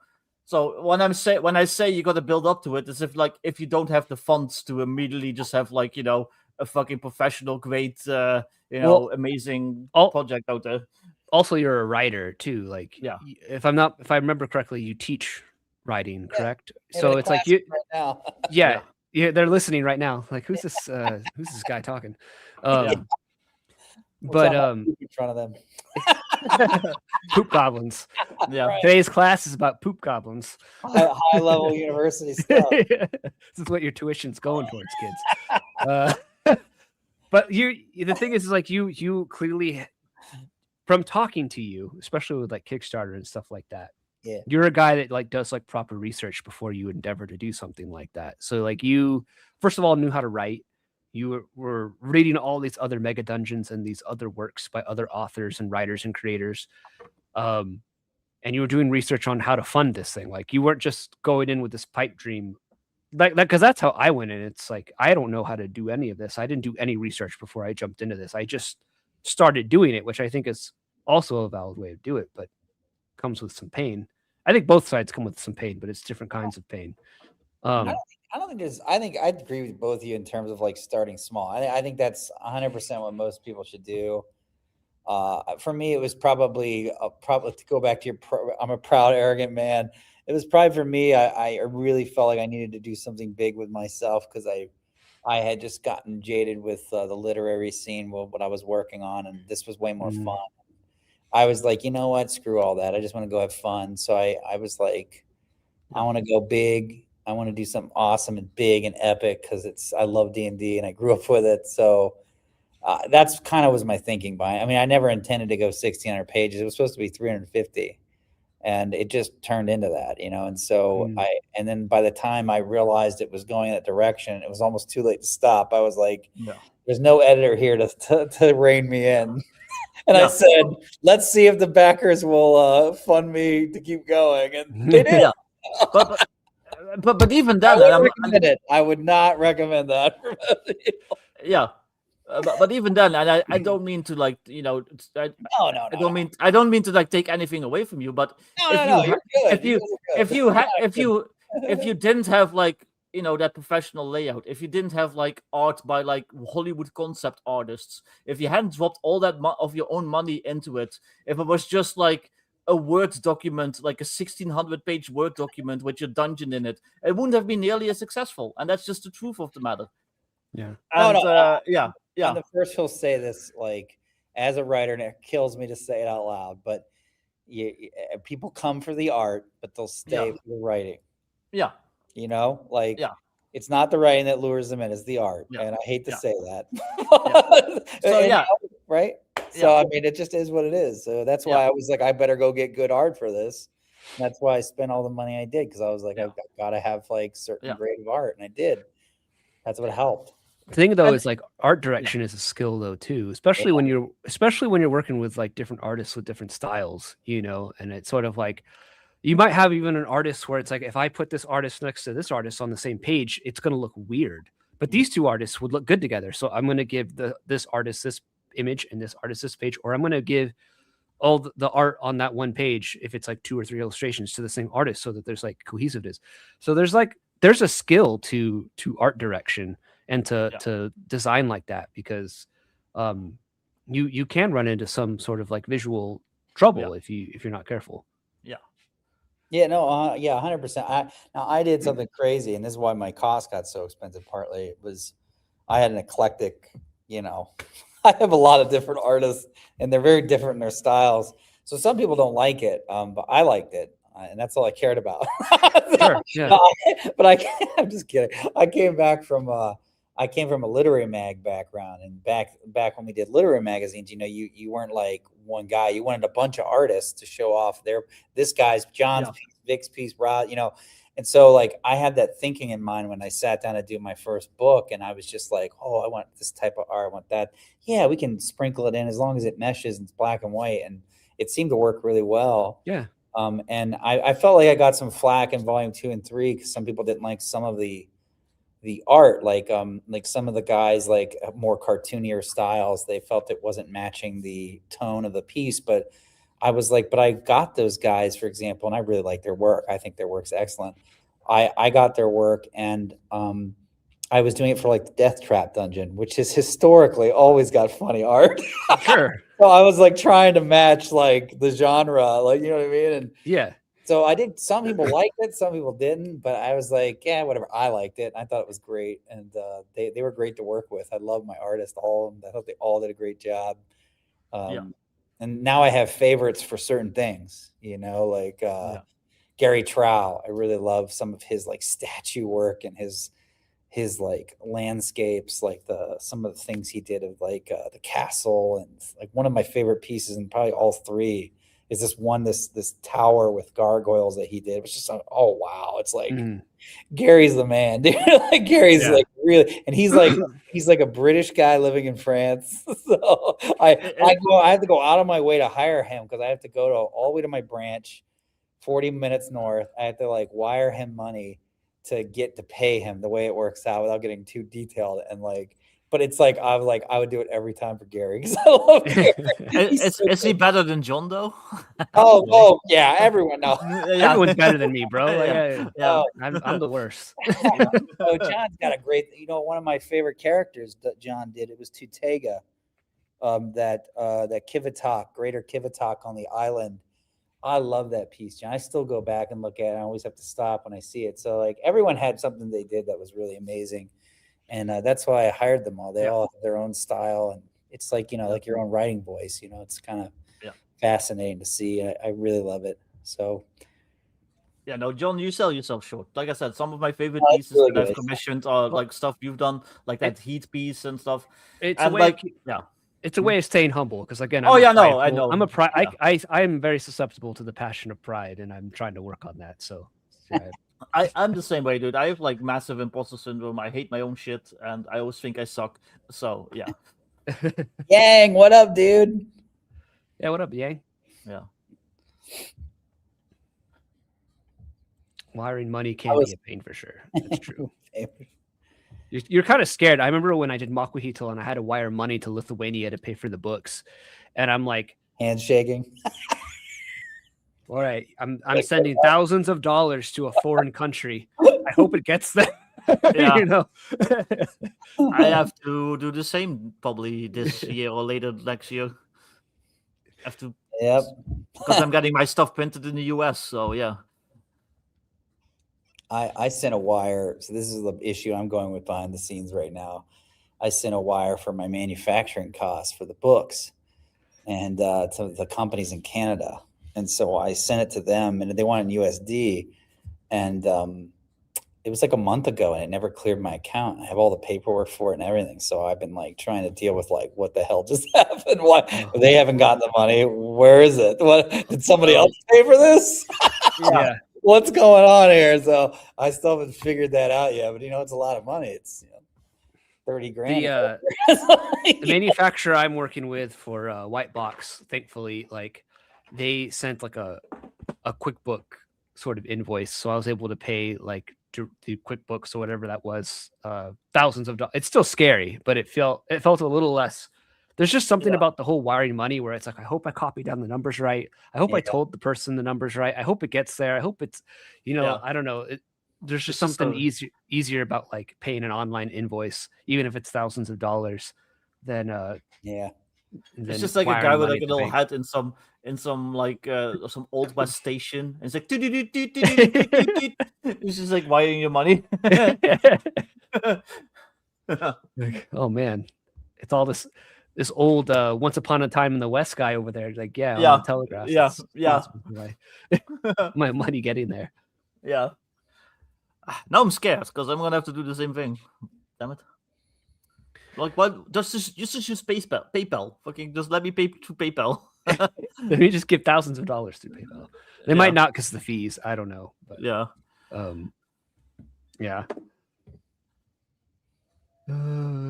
let's see. I miss anything in chat? No. Well, I'm excited for Volume 3 to come out. I'll say I unfortunately haven't had a chance with how busy I've been to run Gods of the Forbidden North yet for a group. I do intend to at some point. I'll probably use White Box for it if I do. But But I'm excited for Volume 3, mostly because we finally get to the dungeon. We get to see based on what I know of how the potential options go for the ending. I think people will be surprised. Yeah, no, it's so the PDFs to my backers, they got the PDF, and I just sent out the POD codes for those that have those. And the premium books, the offset, they're being manufactured. So I'm thinking April, May, not sure when, like it's kind of always up in the air, but last time they did it in about 8-9 weeks. So, but once the Chinese New Year ends, then it can start being manufactured. So I would assume it's going to be 2-3 weeks plus another 8 on top of that, something like that. So whatever that puts us at. But basically I'm probably going to release the, now that, most of that's already underway, I'm probably going to release the PDF and the POD versions on drive-through probably next month. So I'm excited for, a lot of people to start getting their hands on it. My backers have had the PDF since just after Christmas. They've had it for a while. Mm-hmm. Yeah. I know some don't read it till they actually get their physical book. Some of them are like, I don't read the PDF till they. Yeah, I know. But I like to read physical books. Yeah. Like I need to go back through it because I backed Where's Blade, which is like a Japanese RPG that's like fantasy but mechs. It's really cool. But they sent like a PDF of like a sneak peek thing, and I just like skimmed it real quick, and I'm like, I don't want to read too much of this. I just want to wait for the book. I'm that kind of guy. So I don't know. I need to have the corpse of a dead tree in my hands for me to fully grasp what I'm reading before I can understand it. Yeah. So I'm very used to PDFs, so I don't mind them.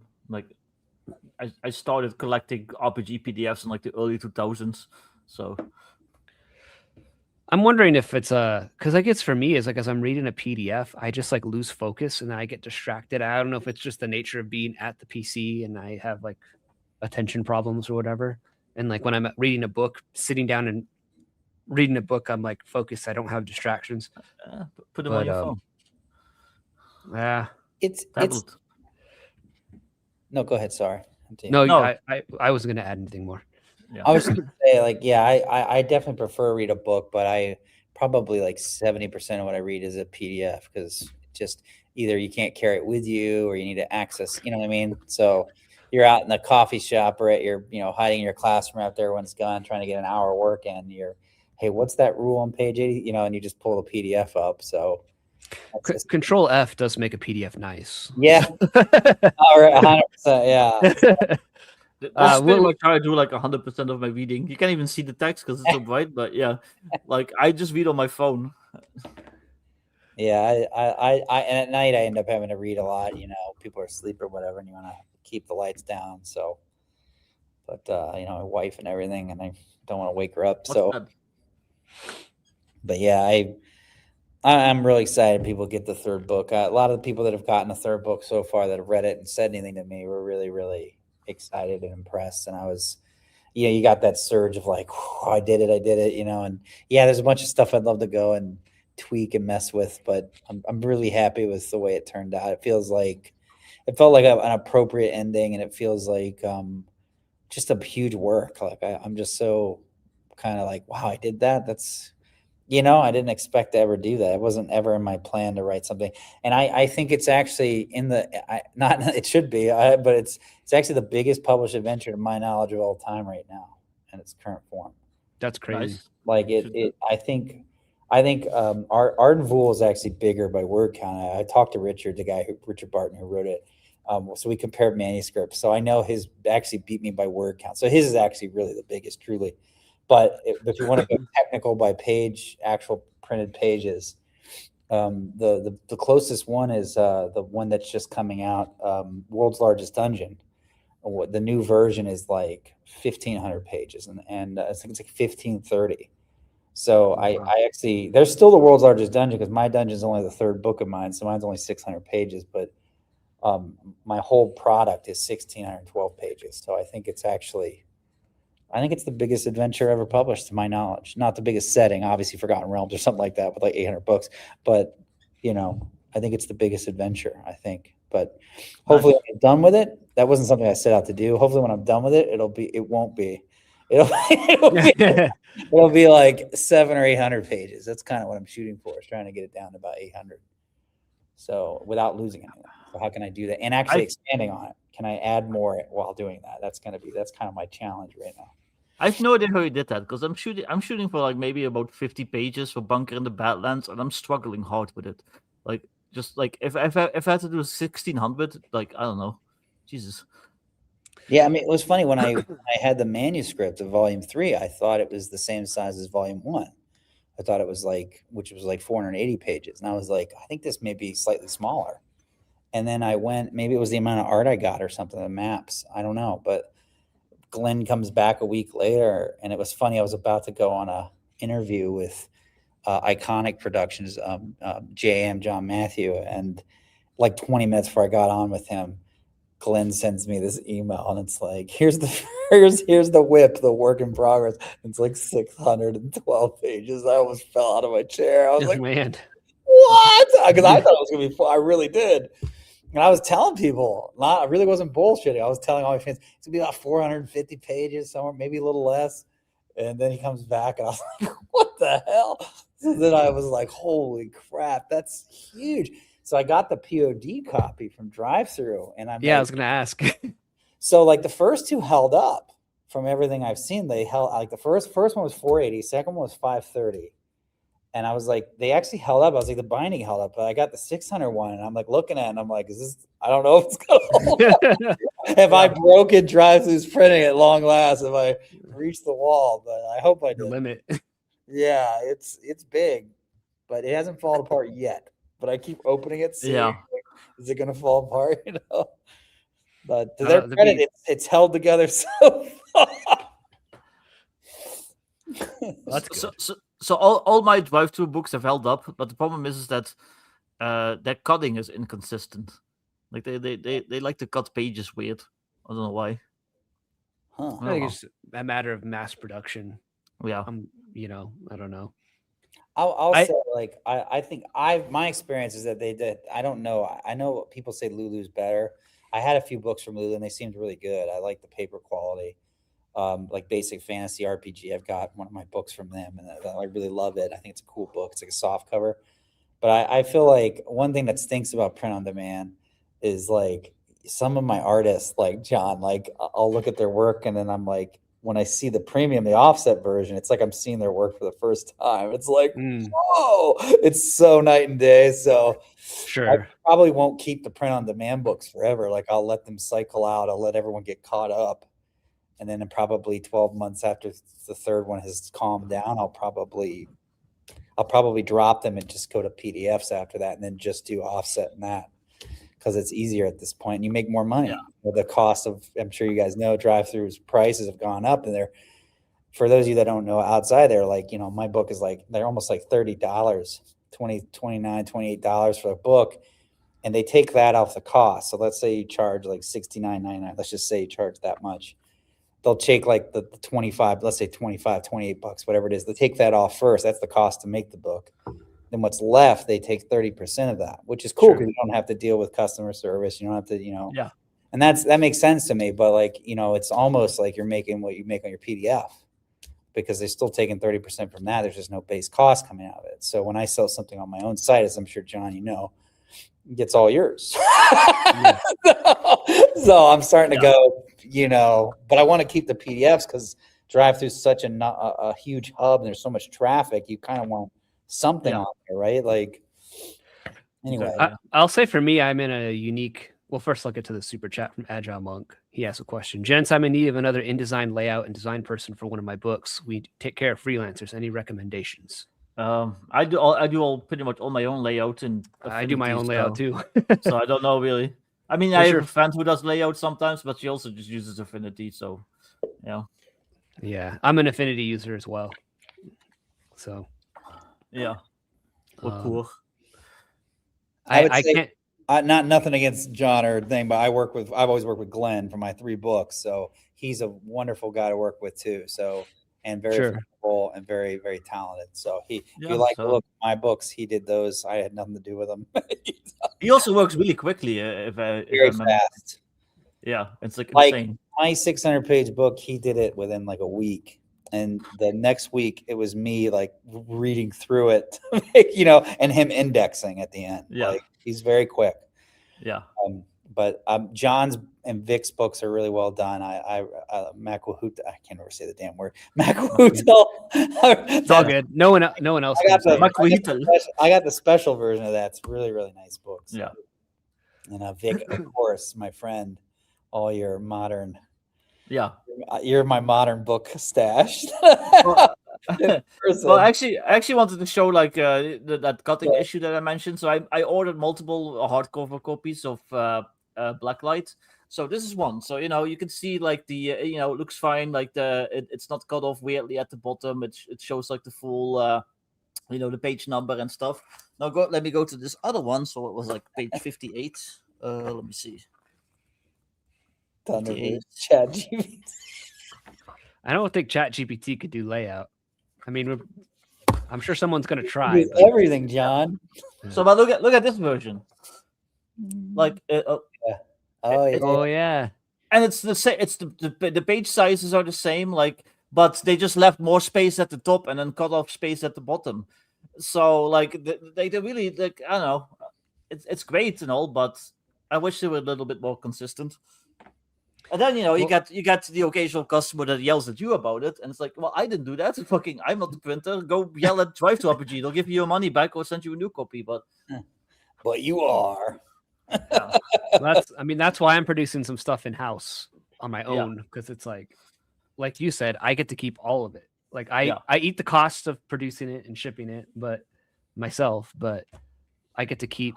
Like if whatever I'm at a point where it's like whatever I can do on my own, I'm gonna do as much as I can on my own. Yeah. What's nice though is like for me, like I put more pre-orders up because people are like, I missed the Kickstarter. Where can I get an order for this? Because you said you have extras. You're gonna have extras, and I'm like, yeah, I will. And so I was able to do it through Fourth Wall, and I have my own custom domain. And Fourth Wall links with YouTube, so like. Below this video, or if you go to my YouTube page, like it links right to my shop and my store, and you can like order this, or you can order the zine or my PDFs or any of that stuff like directly on there. And I was sort of thinking like the benefit of DriveThruRPG, and no offense to them, like every time I've contacted their support, they've been nothing but very kind and helpful. But like part of the benefit of like giving them that 30% is that they're doing the marketing for you. You're in this marketplace where like you're going to get easily discovered and found out. And I feel very blessed to be at a point where I think like, I don't think I need to pay that 30% for that. Like, I think I have my audience and I can talk directly to them. And with Fourth Wall, I can just like, you want to buy this, like I can link straight to that from my videos as I'm talking about it and get eyes on things that way. So, I mean, obviously not everyone can do that. Cause like I've built my channel up since 2020 or 2021. It's been a long, hard crawl to just over 7K, but like I don't know, I feel like I'm at a point where I'm finally starting to reap rewards. I feel blessed for that and thankful that people like listen and watch, but I don't know, I've always kind of been at a point where it's like I think I want to get to a point where I've outgrown DriveThruRPG. I'll probably always still put my stuff up on there because it is useful, it is nice to, people will find you there, it's a great platform to be found on, but so for me, so good. I just would rather direct them towards my own website. No, I get you. So for me, I'll always probably do DriveThruRPG and like Kickstarter because tax wise it's just way easier, especially since I just started a business a couple of weeks ago, and then like now I have to deal with like all sorts of tax stuff. But DriveThruRPG, it just counts as royalties.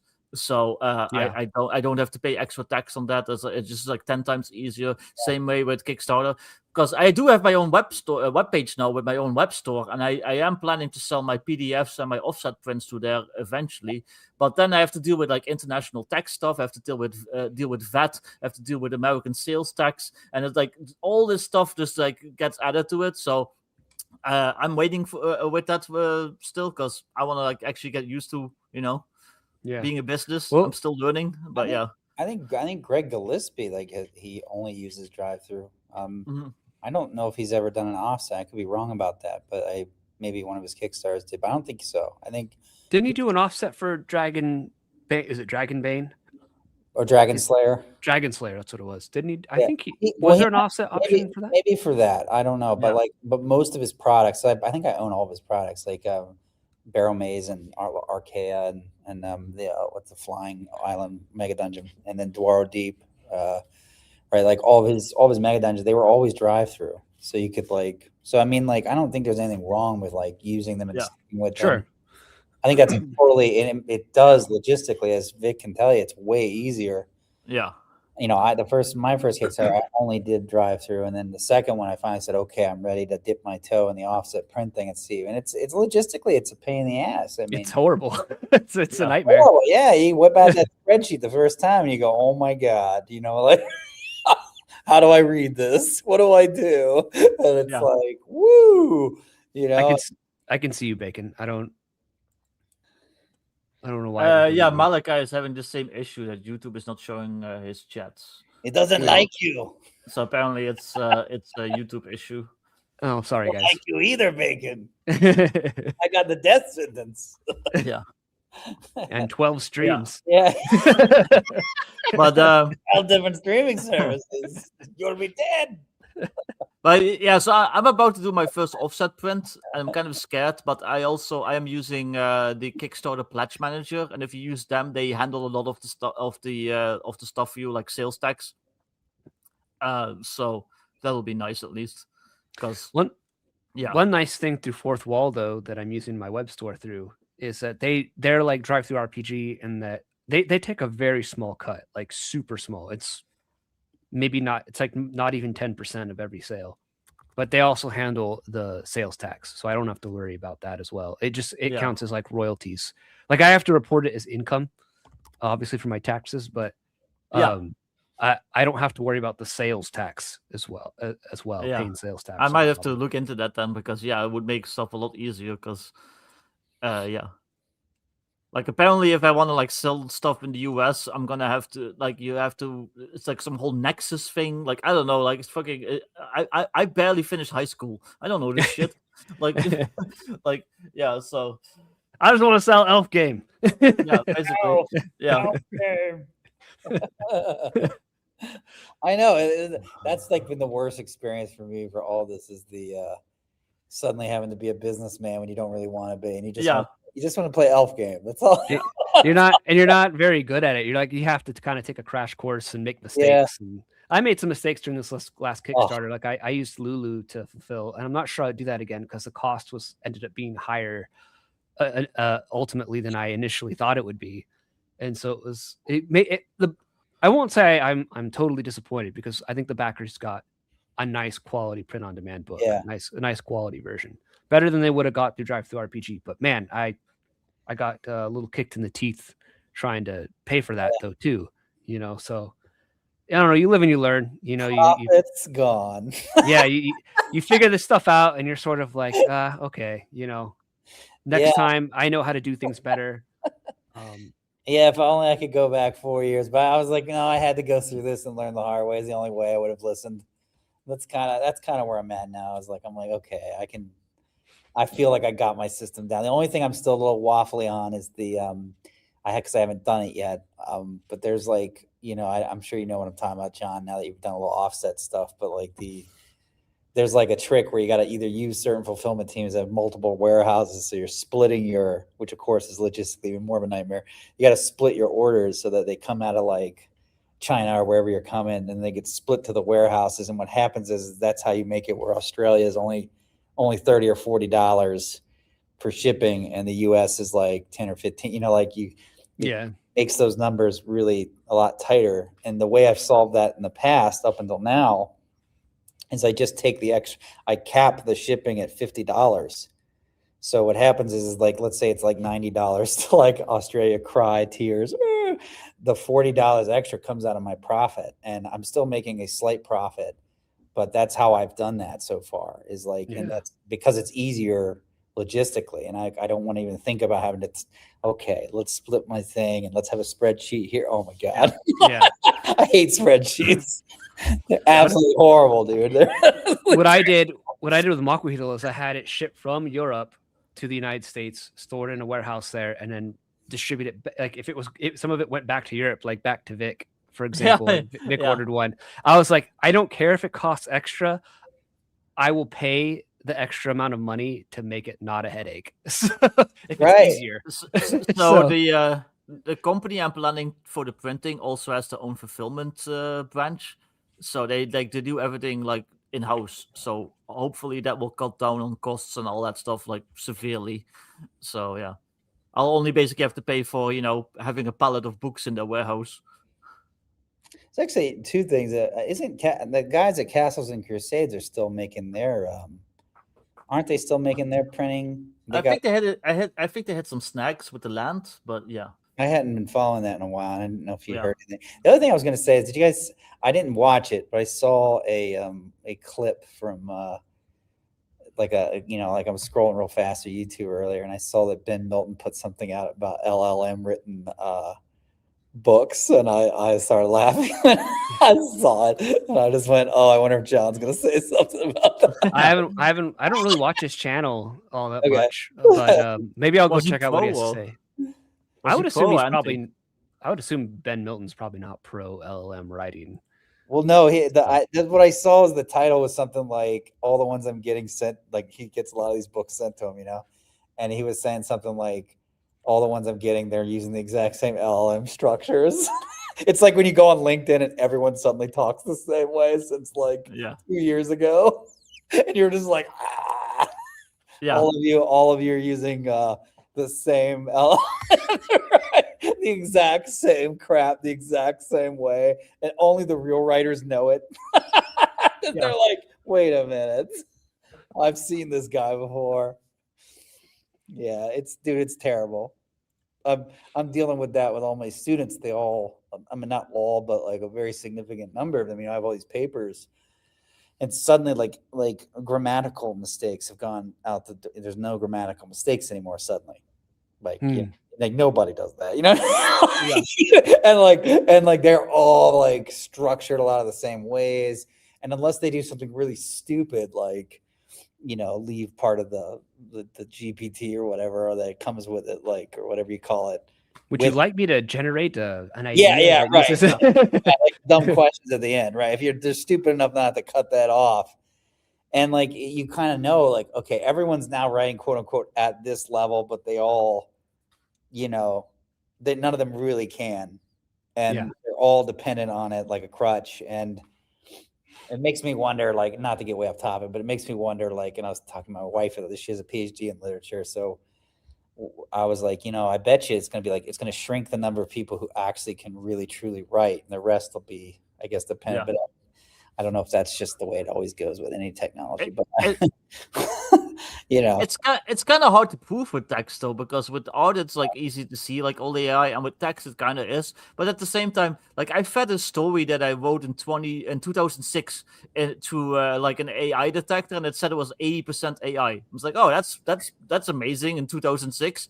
So yeah, so yeah. Right. I think that the detectors are a little sketchy sometimes. Well, so apparently the detectors also, they will hit off because English is my second language, they'll hit off that for some reason. So I don't know. Yeah, I hate clankers, so I'm not opposed to just hating on clankers. So and clanker lovers. So that's funny. But we're in a weird spot. I think that all we can do as creators is just keep on keeping on, and just sort of I'm a firm believer that it's not a threat, and ultimately, no, I think it's a threat to people's mental capabilities, because I think that, like you said, it's a crutch, and when it's a crutch, things start to atrophy. So some critical thinking skills, I think, are going to start disappearing in generations as we become more quote unquote tech savvy. But I think true human creativity is going to outshine the I agree. The clanker stuff every single time. I think, and I think people, even if they don't have the words to articulate why they might prefer the human made stuff more, will still be able to roughly discern that this is superior to this, and I don't know why, but I'm attracted to this content more. I don't know. Maybe I'm a little naive and hopeful. No, I think I one of the things I did when it first came out, I was like, well, this, and then people start making all their proclamations of doom. I was like, well, it's sort of like you got to know your competition. Like I follow Wizards of the Coast because I want to see what the biggest dinosaur is doing. Not necessarily because I support what they're doing, but like they're the biggest, they're the big ones. So I got to see at least what they're up to and kind of see what's going on in the industry. In the same way, I'm like, I see, this AI thing come out as a writer. I'm like, okay, let me go see if this thing actually can write, and so I played with it a lot to kind of assess what it could do. Like, could it replace me? And I feel 100% that it cannot. Now, will a company think that when they're making business decisions? That's a different story. But I'm thinking that, like, in terms of like indie production and stuff like that, I don't, you're right. There's no, it can't do what quote unquote a creative writer, what a human can do. It just can't do certain things. And I haven't been impressed with it on that level. What I have been impressed with is that I think it can put through, like if you're working like I want a business report or I want like an analysis of this, like I feel like it can do a lot of good stuff with that very quickly and save you a lot of time. But creative writing, like actually creative writing, where you're like art essentially, right, with the words in my little world, John, versus your painting world, it's me, it can't do that. It just can't. And I've not been impressed with what I had to do. But I think the most useful things, I think we're in a tech bubble as far as like AI is concerned. I think the return on investments just isn't there. It seems like more money's being pumped in and not enough growth is being made at this point, like it was in previous generations of AI, because it seemed like it cycled really fast. Like it was ramping up, getting really good, and now it's sort of like stalled out. It's getting a little better maybe in some ways. In some ways it's almost getting worse. But I think what will happen is that a lot of the promises people make about AI it's mostly just overhyped, and some of the most boring uses for AI is what it's going to be used for, like database entry and management, and like you said, business reports. like all that kind of stuff where it's like again, it's not creative stuff. It's like administrative, boring sort of cataloging work. Yeah, like that'll be a good use for it, but not necessarily creativity. So yeah, my AI is thesaurus.com. Like I'll just go, like when I'm writing, I'll be like, oh, this word's kind of bowing. I'm gonna go to thesaurus.com and type in the word and see like all the versions of it, and then I'll like plug in the one that's like the cooler. I've done that for years, and it works really well. It makes me seem way smarter and a better writer than I actually am. Oh, you do learn a new word at that point too. Yeah, exactly. All right. Well, we're at the 2-hour mark. I know we could probably keep going, but a lot of toilets we got to talk about, John. Yeah, I gotta go. I gotta go clean the goblin poop room number 7. Yeah. So I have to go use the goblin. But I'm glad you could join us, Rob.